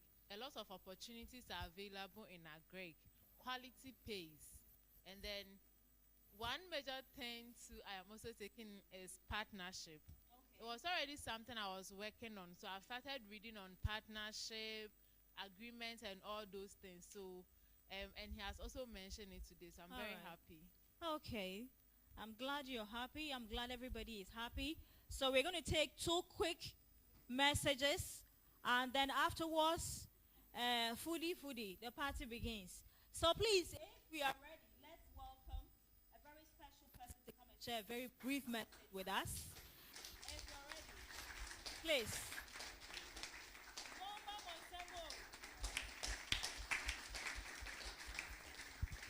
Yes, sir. Thank you very much. A very good afternoon to us all. My name is Edward Osei Ajiman, a final year BSc Agri, specializing in agric economics, and the president for Agric Students University. I think this program has become a success because all of us decided to actively participate and ensure we achieve what we want to achieve. So first of all, we have to give thanks and recommend World Food Program for bringing us such an educative session. And also to our panel here, I think we have ideas across the agri-value chain. They are all giving us diverse ideas and knowledge that we are going to apply when we live here. So, ending my message, I would like to hit on the youth anthem. We have to arise as youth in this country and work tirelessly and make sure we put up the effort that we need to put and ensure that this economy progress. And at the end, we are all going to be proud of this country that we are in. Thank you very much. Oh, let's clap for him. That's your president. Right. Oh, right. Thank you very much for that message. Let's welcome Tenny from World Food Program. Please, let's clap for her. Thank you, Enyonam, and all the panel members. Thank you so much, everyone, for being. My name is Tani Adokubukari. I'm the Gender and Youth Inclusion Officer for WFP Ghana. And I'm so excited to see you all seated here and actively participating in this program. For us in WFP, it's very crucial for us to have youth meaningfully participating in all our programs. So for all the points you've raised here, it's so vital for us in the design and implementation of our programs. And as Enyonam did mention, we hope to go around the country and be able to pick some of this feedback to help us. But it won't just be a discussion at the regional level. We are looking at how to make sure that this is factored into our programs on the ground and see how we could facilitate those of you who have interest in the agri-value chain to participate. Yes, in our discussions, we did identify that there are challenges, but equally there are opportunities. You've seen all these young people here. They started small. Today, when they say their stories, or when you see them without really knowing their stories, you may think that, oh, all was smooth for them. But you start small, and you surely get there. And for me, two things that they said, or that was discussed here, and I think is very important, is one, that self-motivation, that intrinsic feeling that, yes, this is what I want to do. To you, that is fulfilling. Is very key. Two is partnership. Never think that you can make it alone, especially as a beginner. Even if it is your parents supporting you, it's still partnership in a way. You as an individual may never be able to do it. So look out for the youth, the like-minded youth among you. And the good thing is that the project we have now is focusing on youth. When my colleague presented, he mentioned that 90%, that's 90,000 youth out of 100,000. And in fact, we are ready to go all 100,000 if you get youth everywhere. The only reason we are adding 10,000 older adults is because we may not get the youth to but and even then, we just want to use them as an entry point to get the youth. But if we are sure that we'll get 100,000 youth, we don't really need them in this project. We'll go all out for youth. So take advantage of our value chains we are interested in. We did mention rice. We did mention maize, soya beans, vegetables, tomatoes, onions, pepper. And this isn't just about production. It's about the value chain. What can you do? What can you use technology to do? How can you market some of these things? How can you aggregate some of these things? You know, it's so varied that you may not necessarily have to go to the farm to do it yourself. So please take advantage of this. And and the project regions, we are in 11 regions, including Ashanti region. So let me just emphasize on the project regions again. We are in Upper East, Upper West, North, Northeast, and Northern. Then when you come to the southern sector, we are in Bono, Bono East, Ashanti, Eastern, and Volta region. And I did hear my rice farmer mention Avalavi also. I've been there already. So we hope to get more youth in your area. And the good thing is we are working with the rice value chain. So please take note of the regions, take note of the value chains, and let's see you in the programs. We are so expecting you to be part of it. Thank you very much. On behalf of the country director, Ms. Barbara Clemens, and the whole of WFP team here, we want to thank you very much for making yourselves available for this program. And of course, to Enyonam and to all of you here. Thank you so much. Thank you very much for that insightful tips with us. So whichever region you find yourself, the commodities they've mentioned, you can't do it alone. One can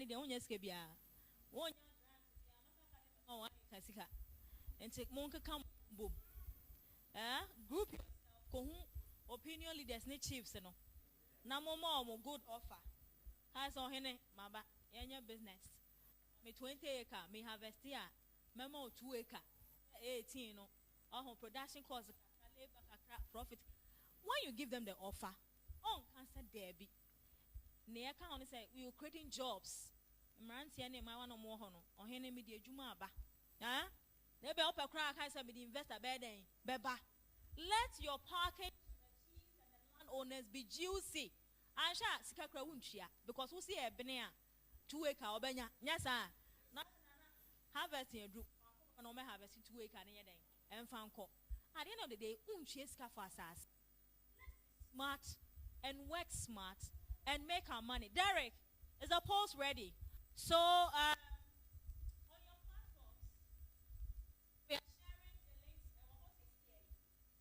your platforms, we are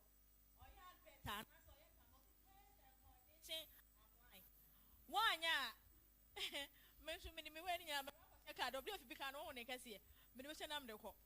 Please go on your platform now. Let's take the first poll.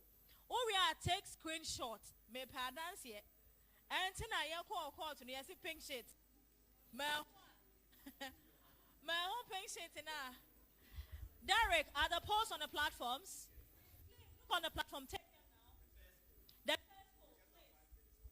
Quick. Feedback. So that our next conference, we can do better. Nine. This one they go. Who else is left?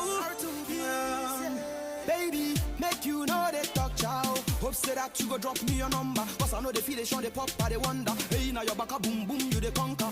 Look, see I know they get no younger. So I they want friendship will be longer. Weak me today, tomorrow I go be stronger. Girl, I they want chop, you be my hunger.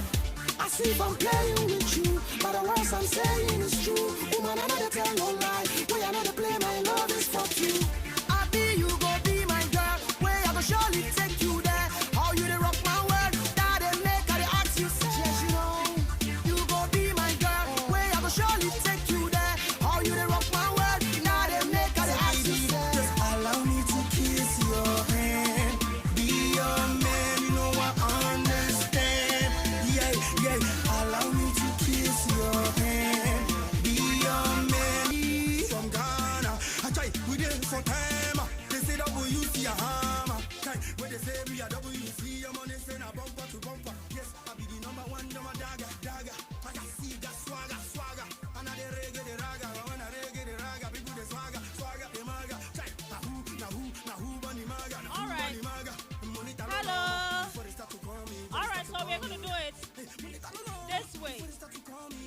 According to Derek, he says that we will be taking a group picture, but before the group picture, there's a second poll. Derek, we need to a politician. You have to take a second poll. So when you're done, we take a picture, then you step out. So you get your package. All right, so the second poll is a link there already. Me, I want to finish and go and eat. All right, so have you done yours? You've done it. Let's finish and take a group picture. I want to take a picture with you and post on social media. So can we do it quick? I'm gonna be a soldier. And I heard you like Casanova. Rated guys are sober. So I'm like, hold up, enjoy. Well, for you will not feature in the picture. Because you didn't ask any question today.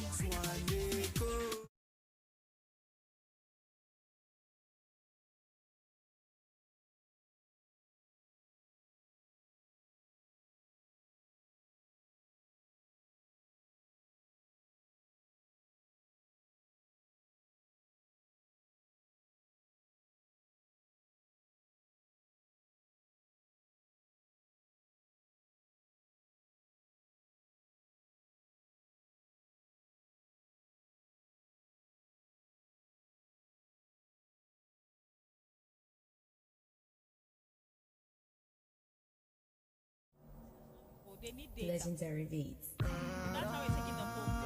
And we'll take our group picture. Everybody will go for their package. One by one. Mama, you're my name for the show. As I made told you the trust was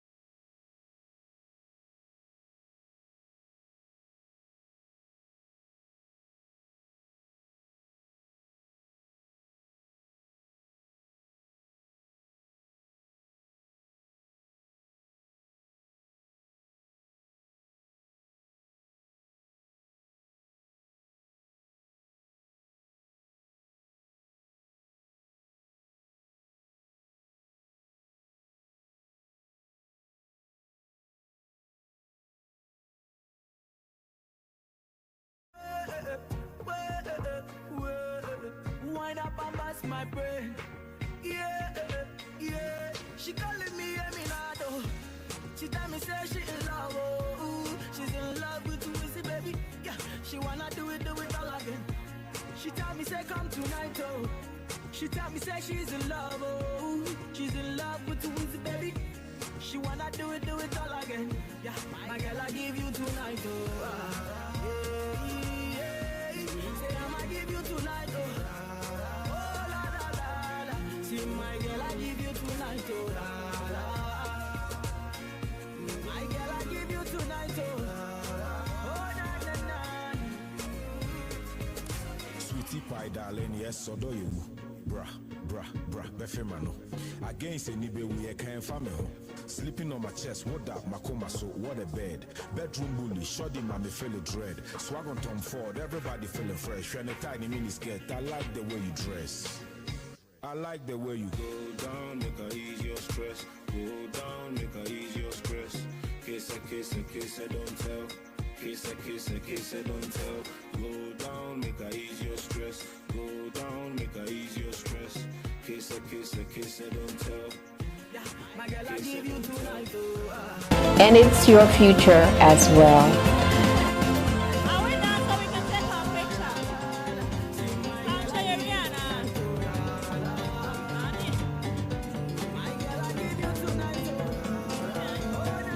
All right, let's take our group picture then. Are you done? Mr. DJ, man.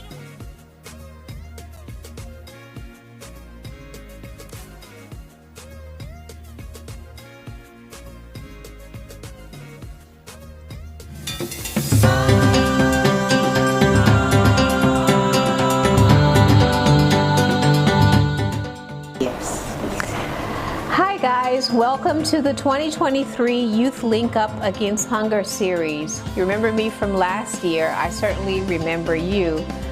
Again, our focus this year is on youth by virtue of the name. And why we are doing this is that you are so important, you are our future. And we're concerned as to how you are involved going forward in how we feed ourselves, how we consume our foods, how we prepare that food, and how we get that food to market.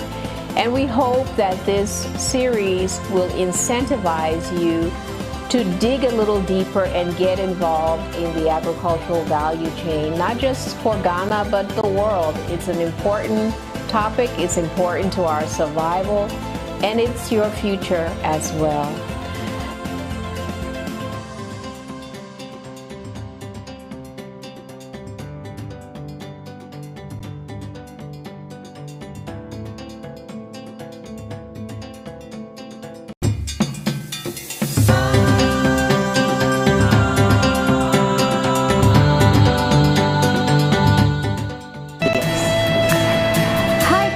Welcome to the 2020 firsthand what the influence of our equipment and what we do here is doing.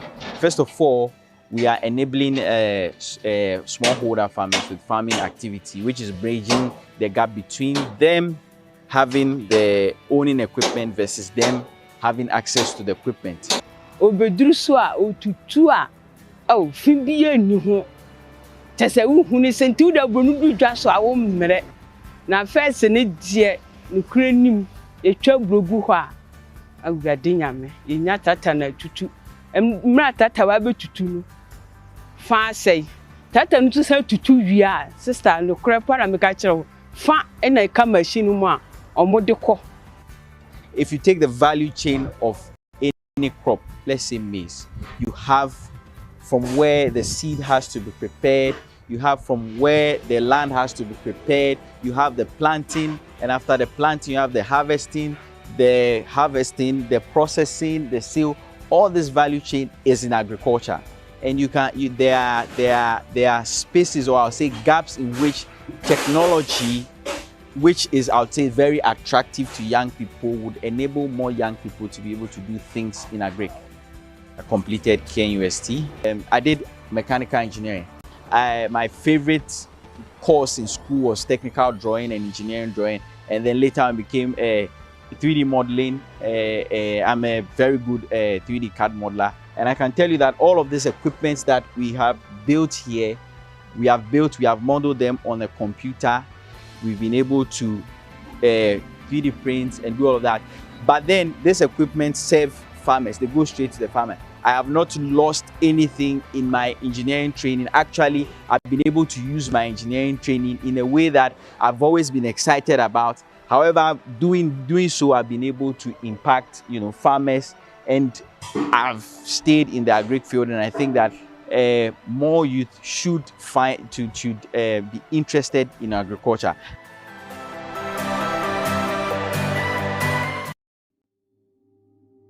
My name is Samuel Abrakwa. I'm a student of Kwame Nkrumah University. I'm reading Sustainable Development in Africa. I grew up in a family whereby we had family farms, and I saw farming for our people.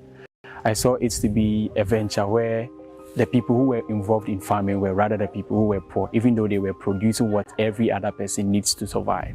So that stemmed up a curiosity in me. So I wanted to see what actually farming was. So over the last years, I've been going into farming, and what I want to see is me moving from the family style, subsistence style of farming into a more commercial and a business-centered kind of farming. So that is what I've been doing this past years.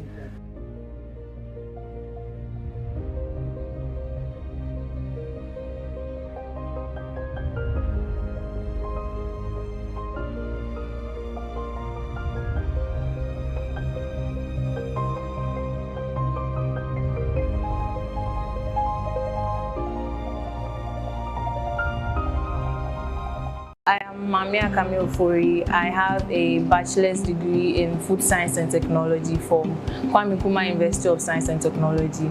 I work here as a quality assurance officer in Yedent, and I think this is my first working experience after my national service.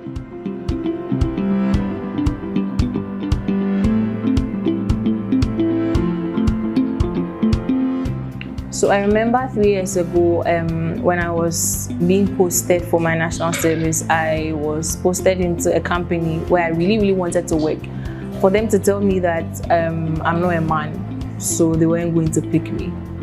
I was so angry. I was very upset because thinking about how people talk about women empowerment, people talk about women going into the sciences and learning, for us to come out and be handicapped because we are women. And I wasn't really pleased about that. But 3 years later, I see lots of women in the QA field, in science fields, and it warms my heart to see that change is happening, and I'm an epitome of that change.